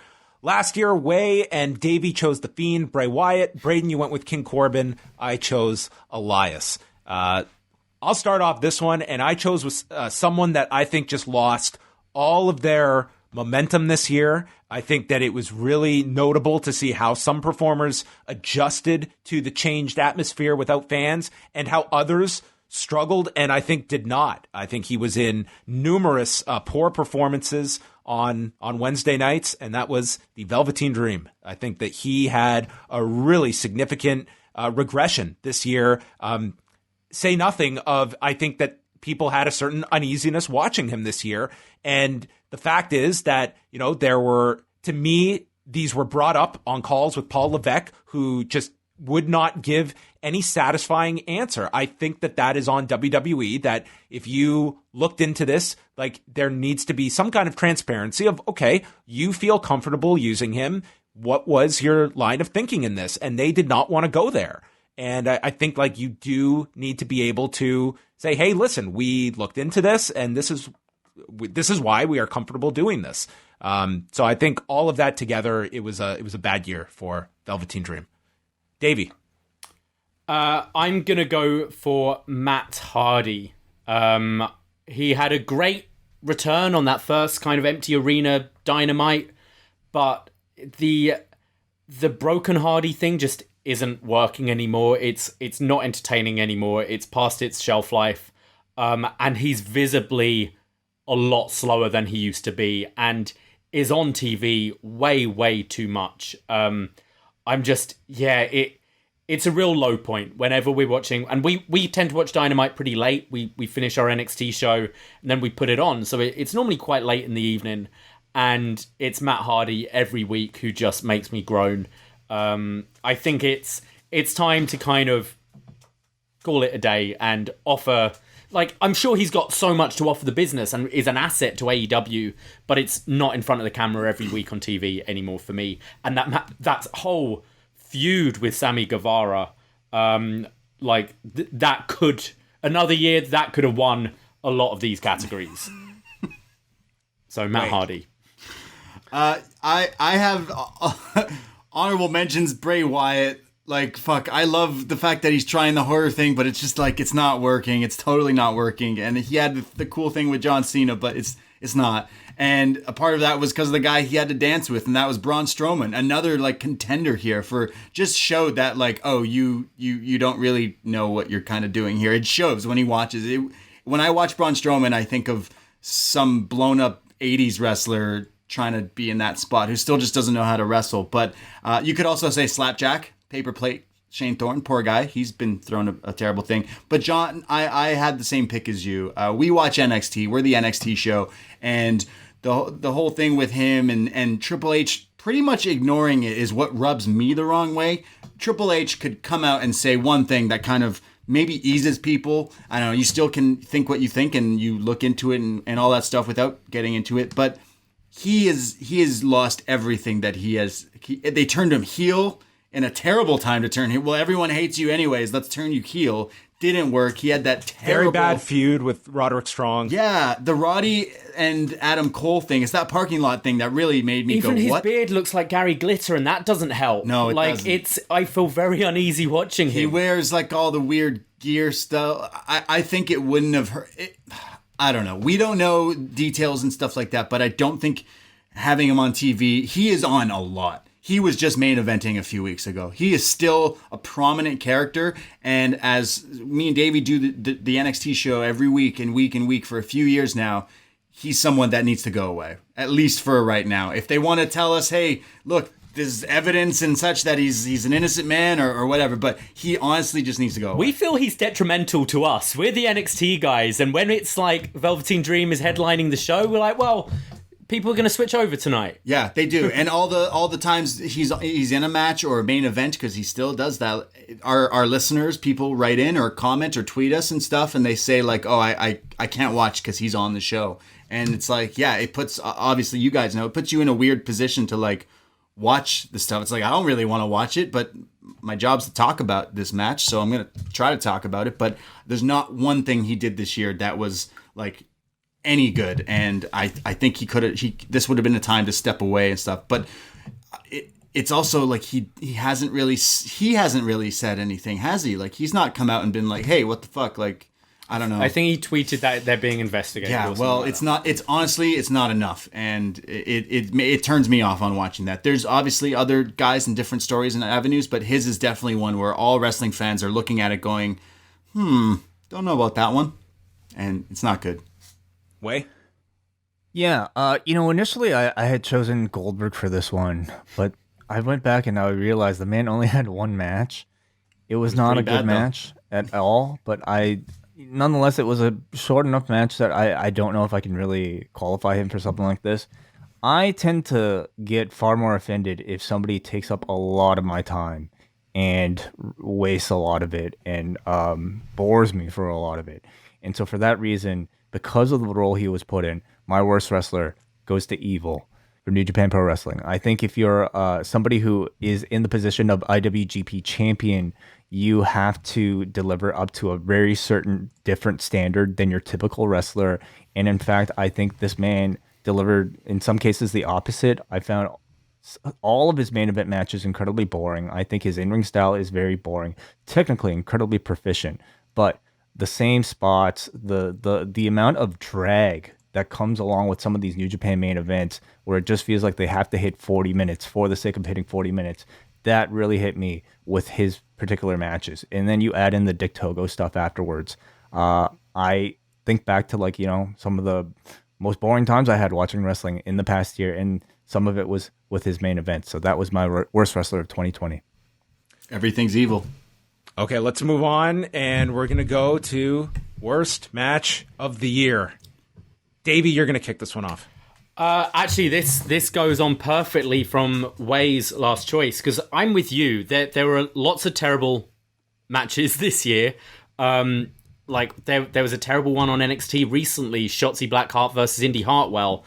But it took, 3 minutes of my time? I can't get too mad about that. So I did look at the Evil versus Naito feud, because it did not work. I did not get from Naito that his brother had stabbed him in the back. He's still doing the stalling t-shirt bullshit at the beginning of his matches. And it was basically pick one of them. And I went for the longest one, which was at Dominion. 37 minutes, 49 seconds. Way too long. Way too much of Evil. Way too much of Naito. The whole Dick Togo stuff, just even the cheating is lazy. And I'm talking a bit more broadly with Evil, but even the cheating is Evil will just hold the referee as Dick Togo strangles someone with a cable or whatever it is. This match I just remember going on forever and ever and ever. And we just saw Wrestle Kingdom, which had the longest main event in Tokyo Dome history. That breezed by compared to this match. Just a long, massive waste of time. You're so right. Wait, sorry. The one you said was 36 minutes? 37 minutes. 37 minutes. And like the Jay White Coda one that just happened recently. 48? 48, but felt like it was 20. Yeah. It's crazy. So that is officially my worst match of 2020. Wow. Braden. This year is interesting for wrestling because there's cine matches, you got dentist matches, you got Matt Hardy and Sammy Guevara doing whatever the fuck they were doing in some of these matches, let alone the injury one, but then that weird cine match. But injuries in wrestling always ruin matches for me too, and it's unfortunate because you don't want to be like, I don't want to say Keith Lee versus Karrion Kross was my worst match of the year. But unfortunately, it had injuries in it, and it wasn't a good match. But there's something that sticks to me, and I had to get it. It was in my back of my brain, and I kept thinking about it. I'm like, no, there's something there. There's something. So I had to find it. I had to look this match up. and I made me and Davey watch it right before the show. And it comes from AEW Dynamite. And it's Big Swole versus Reba and Penelope Ford with Britt Baker in a wheelchair. And this is a thing of beauty. It's the Omega Okada of the AEW AEW women's division. We've been too nice on this show.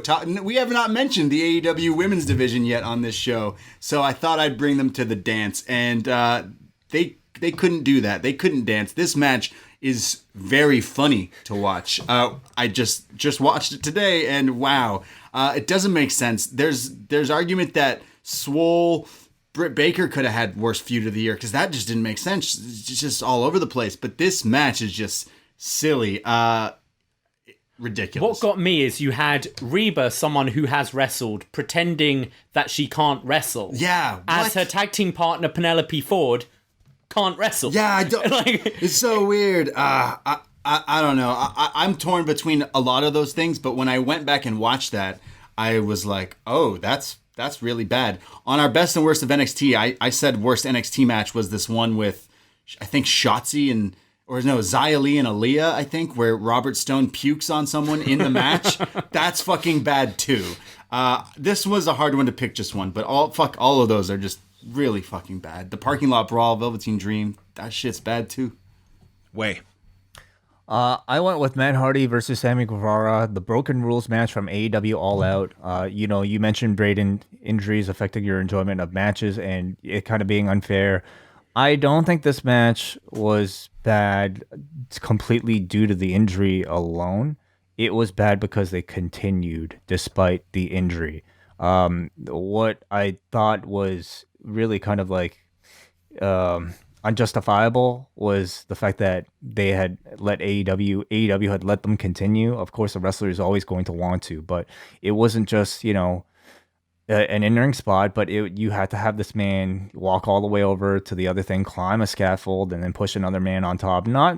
First of all, it looked terrible, completely like, I think exposed, like whatever we know wrestling's not real, but like there has to be a semblance of just call it off. It would have been far more realistic to stop the match and to, instead it was like announcer scrambling and of course putting a concussed man in complete danger. So it made me feel very concerned, very uncomfortable. And that's more than I can say for a lot of the matches, bad or good, I saw this year. For mine, I had a few mentioned here. Honorable mention to maybe the dumbest stipulation of the year. That was Roman Reigns and the Usos against Corbin, Rude, and Ziggler in a loser eats dog food match on January 31st. An absolutely abysmal match between Toru Yano and Jado in the opening round of the New Japan Cup in June. But this year, I gave it to the Tuake Trophy Gauntlet match from Super Showdown that I ran down earlier. God-awful match, but worthy contenders that you all submitted as well. The final one is the I never want to watch wrestling again. This is basically the worst moment of the year. Something that happened in wrestling this year that just turned your stomach, something that you detested that here at the end of the year still sticks with you. Kicking it off is Way. So this year, this category is really interesting because I think I basically look at it the same way I looked at last week's category with biggest story of 2020, because the biggest story of 2020 was, something that was really bad. So for me, the I never want to watch wrestling again moment for me came with the speaking out movement. It was, like we can criticize, I guess, all we want, like some of the content that we see on TV, but it's more so knowing about some of the terrible backgrounds of some of the people that were involved in creating this thing, and that definitely gave me pause. So it's nothing to do with any sort of the creative that we saw on TV, but really a lot to do with the reality that I hope is, on its way to getting fixed in the industry. Yeah, I think that's definitely the period of this year that was like the hardest to get through. Just horrifying stories and so many of them that really just made you look at this industry in a different way. For those that have not been, just that are hearing about these stories for the first time in such a such a large number of them too. So that to me was just like the worst of the year, was just that whole period of, you know, people coming forward, but also realizing like what has existed in the years that preceded this, and hopefully is something that is significantly addressed, and you do see that culture change. I think that's a big thing in this new year, is that this doesn't just get moved to the side and things just operate as usual once there are more shows that are coming back and running regularly at all levels of wrestling that goes for. I also add in this the cuts made right in the middle of the pandemic by WWE at a time where other shows were not running. It's not like these performers could immediately just jump somewhere else. Some were able to, but it was a very, a scary time for performers. And at a time when WWE, that was a drop in the bucket. For all you can talk about the fact that they were not running like regular, that we weren't able to sell tickets this year. Their television money was never affected. And what doesn't get focused on enough is the fact that by not touring, they saved so much money by doing that on top of things, and thus will have a record year in 2020. And yet look at all the other companies that have a fraction of the financial means that WWE did, and yet the monster financially, WWE, they were the ones and the first ones to make a giant amount of cuts way back near the early portion of the pandemic. Braden. Yeah, I mean, I think we're all going to say the same things here, because obviously you hate that the WWE did that. All these people we allow into our homes losing jobs, and they can't jump ship, and they can't really go anywhere. They can't really work because there's a fucking pandemic going on, and everyone as wrestling fans watch this and been like, oh, like you support these people, even though we do a worst of show and we shit on half of the roster. But it's like we follow these people, and wrestling is like real life superheroes and bad guys, but they're actually real people. So to lose their jobs and stuff during this time, it's so shitty just so they can make a buck.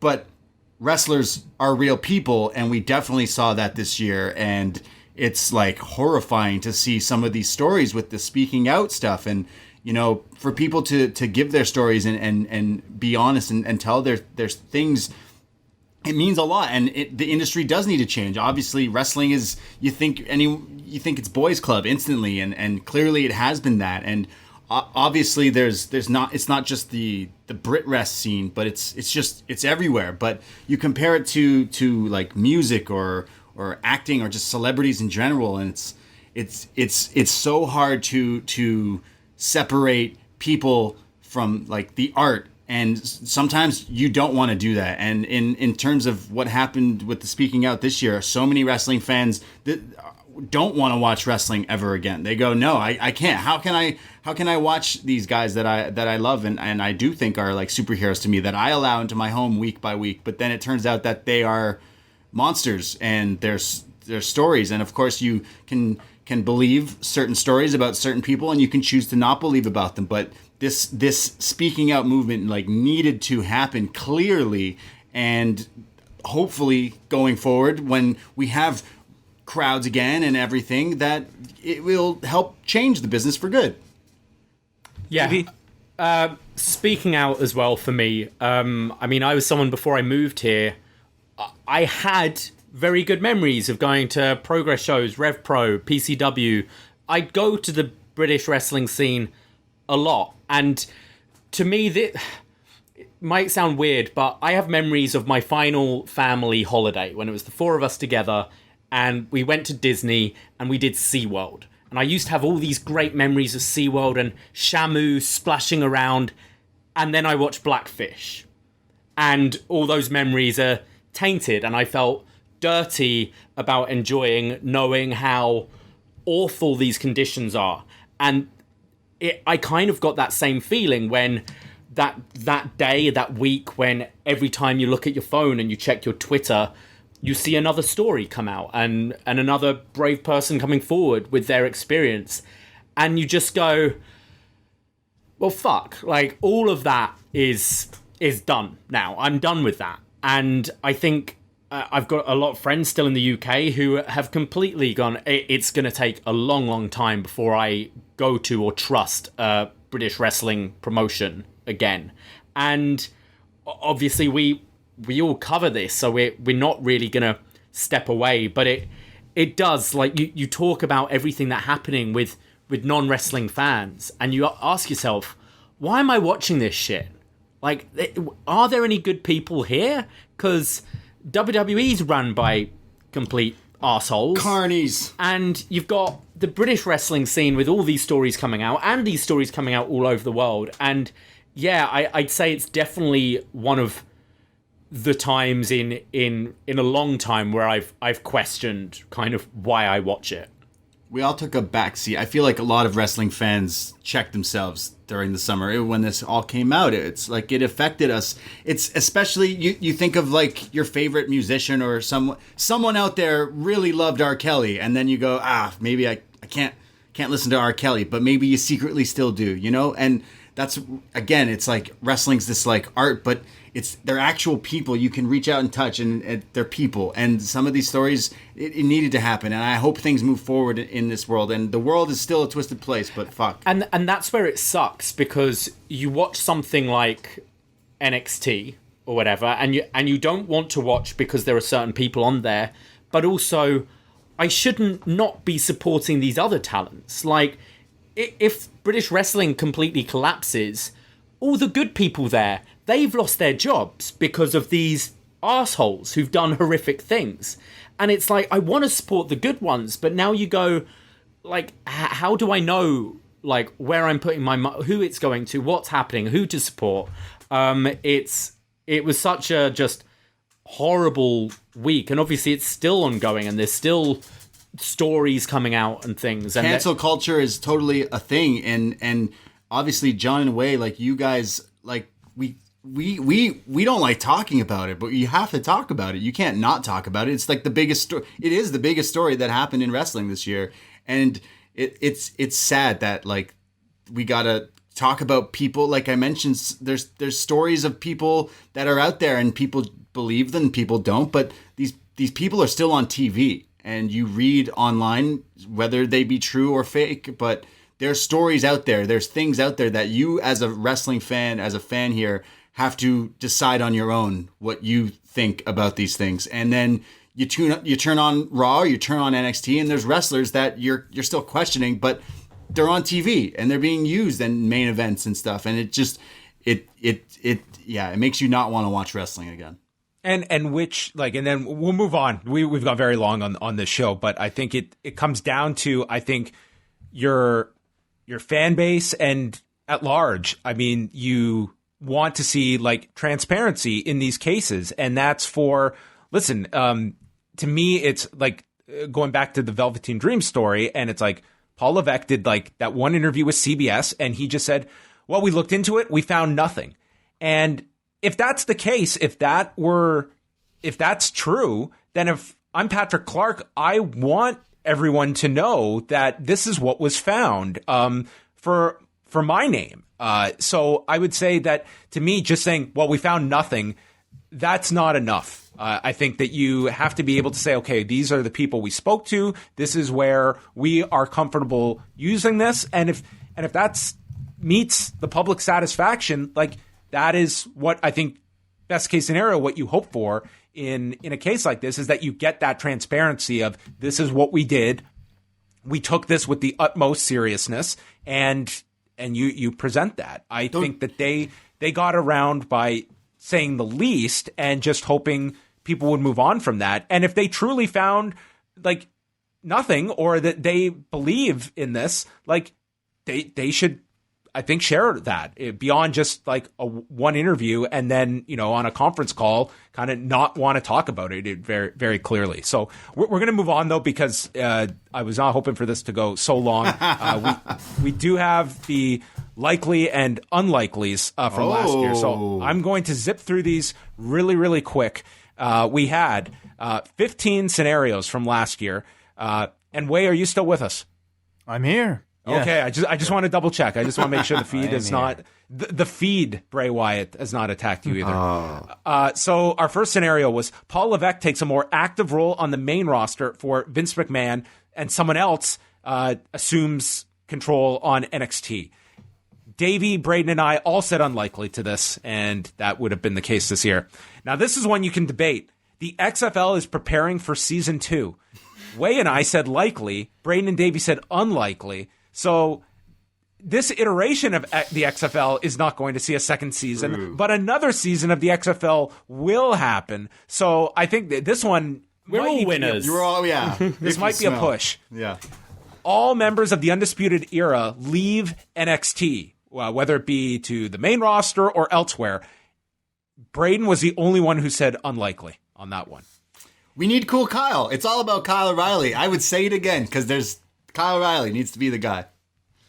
This one was actually proved likely by the time we released the show, but it wasn't when we recorded it. NXT UK strikes a TV deal. They did launch on BT Sport. All of us had said unlikely. We were all wrong.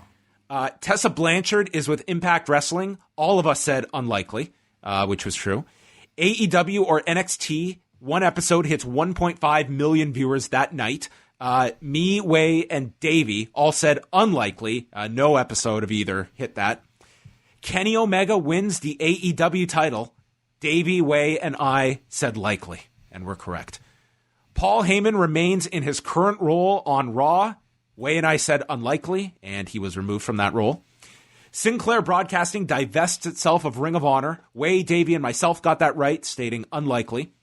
MLW lands a major TV or streaming deal. Way, Davie, and I said likely. I think when you consider DAZN that they're doing stuff with, some of their other streaming deals, they're not with giants. But DAZN, I think if you look at that as a notable streaming deal that they are on, that was something that they landed this year. A WWE pay-per-view airs as a special on Fox. That didn't happen. Way, myself, and Braden said unlikely. New Japan runs a non-January Tokyo Dome card. Davie, Wade, and Braden all said unlikely, and they did not run a Tokyo Dome card outside of January. Chris Jericho wins the IWGP title. All of us got this right with unlikely. And the last one, Cain Velasquez is a WWE wrestler. Braden gets this one right. He said unlikely. So, unfortunately, I was right in that one. So out of 14, I guess in this case, actually, you can... so Braden finished with 9, Davie with 10, and Way and I tied with 11. So there we go. Profits. All right. So Davie, you put together a list? I completely forgot. Oh! I'm sorry. Wow. You didn't make a likely... I knew we were going long. How about Davie gets invited next year? That was the one scenario we put out. That's fine. We're running super late. So let's sneak in a few calls before we get out of here. So if everyone... keep it brief with maybe a few of your own topics or just your 2 cents that you want to throw in. We will open it up to calls for a few minutes. Yes, everybody. So if you're in the Zoom chat right now, you can hit the little button to raise your hand, and I will get to your call as you get a prompt from me. So let's start off here with Brian. Brian, if you don't mind unmuting yourself, what's going on? Hey guys, great show again. It's a long one, but I'm watching it live and I love it. My pick for first of all, I echo your thoughts on Speaking Out. Just dreadful stuff, just coming to light. A company that I used to watch a lot and attend a lot, Chikara, is dead because of it. So there you go. And my pick for worst show of the year, I did not see Super Showdown, but I did see the horror show Extreme Rules, featuring the Swamp Ass match or Swamp Fight match. Eye for an eye. MVP declaring himself the U.S. champion because Apollo Crews did not show up, and Sasha Banks, in quotes, winning the women's title from Asuka because Bayley made herself the referee. So that's like 2 things there that you had to wait for Raw to happen before you got a conclusion. And like the Swamp Fight ended the show, and you didn't really get a conclusion either. So I hated that show. I hated that show. Thank you very much for the pick, Brian. Thank you. Very good pick. All right, let's go up next to, I believe this is Jeremy. Jeremy, please unmute yourself. You're on the air. What's up?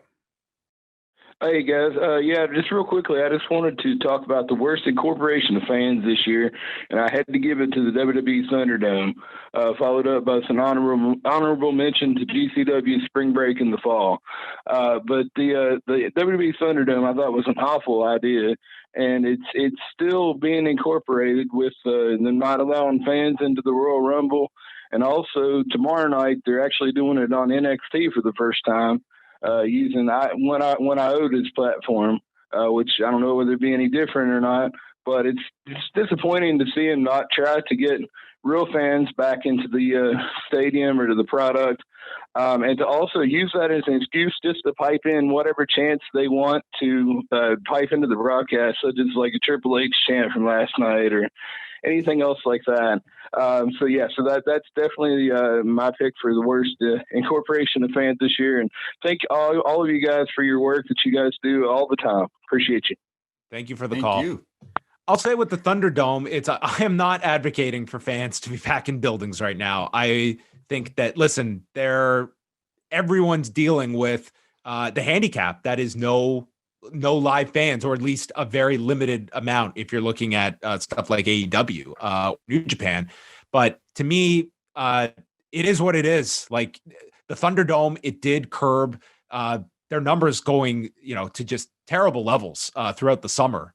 So that was able to stop that bleeding. It's not the most ideal scenario, but it is what it is. But you're right. It is. They also get they are not fighting with the crowd anymore with chants either. So for their sake, I'm sure they love this, that they don't have to worry about that. They're going to get the desired reactions they want. But I guess the Thunderdome is going to be polarizing for many people.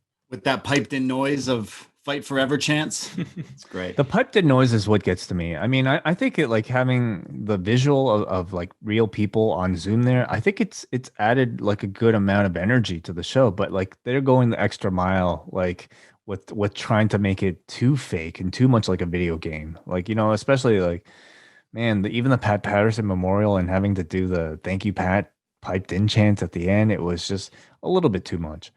Let's go to the Windy City and we'll talk to Jake. Jake, what's going on? Hey guys, can you hear me good? Yes, we can. Hey, again, guys, thanks for all the great content over this past year. Really enjoyable show. I do want another category I'd like to bring up of my own, because I've been working home for the past 10 months. I've been getting a lot of time off for myself, and I've got the chance to go out of my way and watch many other different things, especially on the WWE Network. So, like, worst. So you guys brought up non-in-ring content last week, and I think the worst of that this week.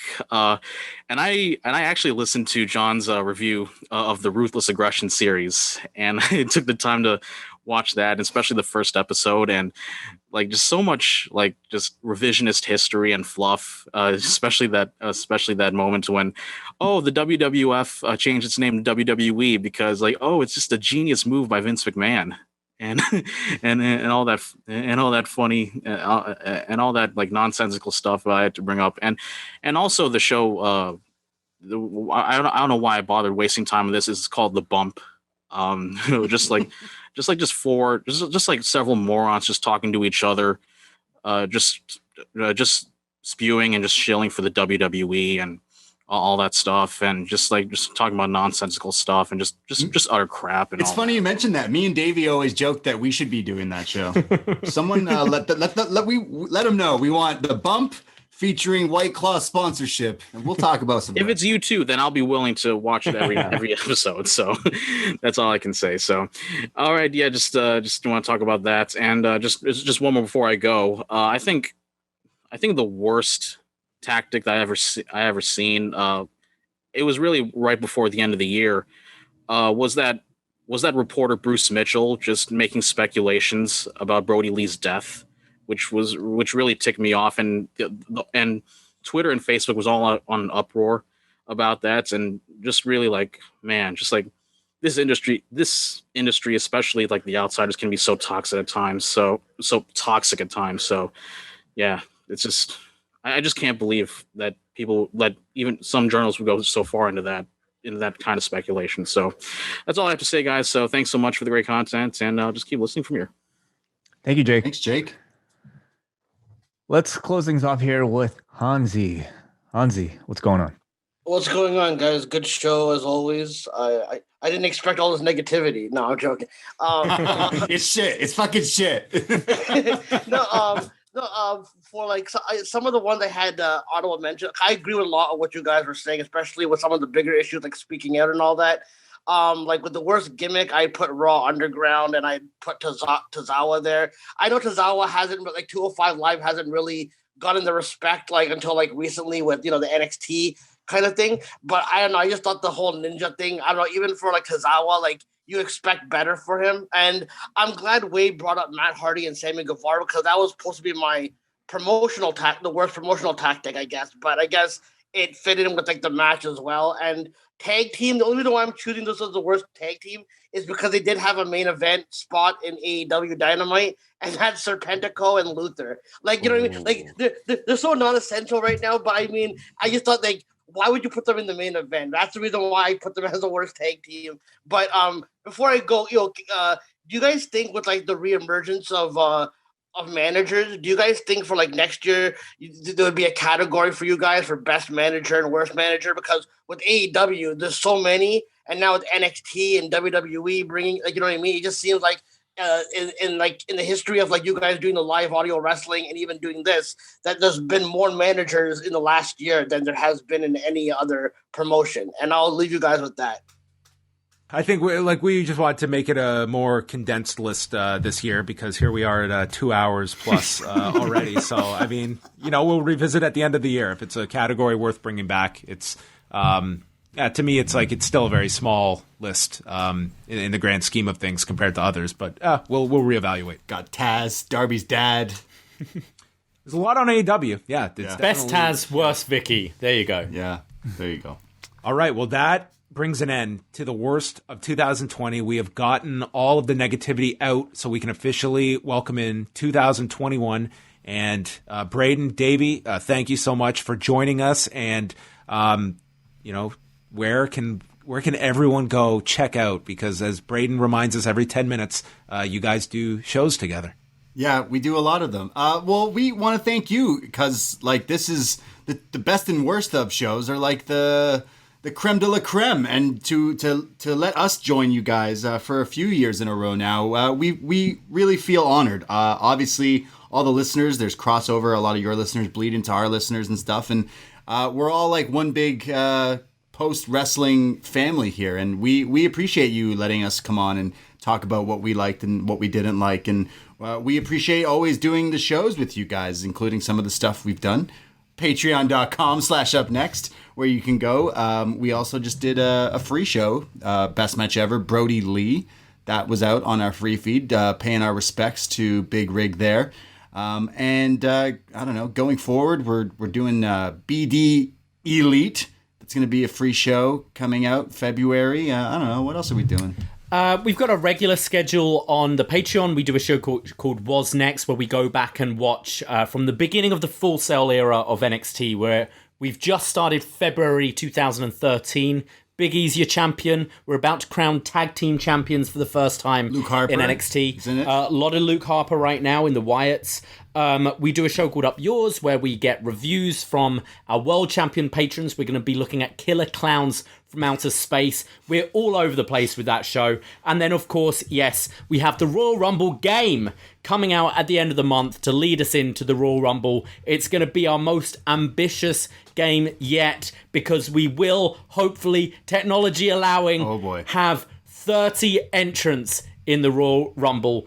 World champions, go look at your inbox on Patreon to see if you want a chance of entering that. But yeah, there's a lot of beef going around with that. It's going to be a lot of fun. So that's all the things to look forward to this month. And just give us a follow on Twitch, twitch.tv/upnextpodcast. With this pandemic, all I'm doing is podcasting and twitching right now. So come and hang out there.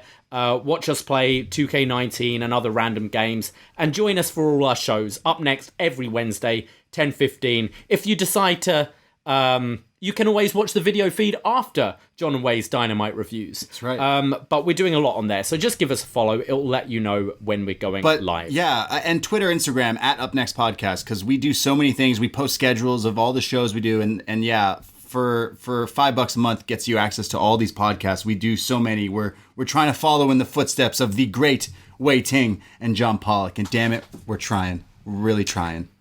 Special shout out to John Ceno in the chat room right now. As maybe we can announce right now, it's Shot in the Dark will be now available not on the upNXT Patreon, but on the free upNXT feed. Yeah, Shot in the Dark. He talks about all the shows you don't watch: 205 Live, AEW Dark, NXT UK. Which we'll be talking about a lot more this year, I think. I think there'll be some more eyes on that show. But Davey's also going to be doing some Impact reviews. You got the Bullet Club and Impact and all that weird shit going on. Shots a 15-minute show. It's going to be coming out Wednesday afternoon, so it's a great kind of prelude to your AEW Dynamite and NXT reviews that night. It kind of gets you filled in, so you can get filled in with AEW Dark. You can get filled in with the NXT Cruiserweight Championship. That's in 205 Live. Main event, ROH. Ceno does a great job of condensing all that information into a shot of 15 minutes. Yeah, lots of podcasts. Wonderful. All right. Well, that's going to bring an end to the worst of 2020 show. Thank you to everyone that tuned in live or checked the show out afterwards. And that is it. Go follow upNXT, and all four of us will be back Wednesday night as we go head to head. Oh, the Wednesday Night War.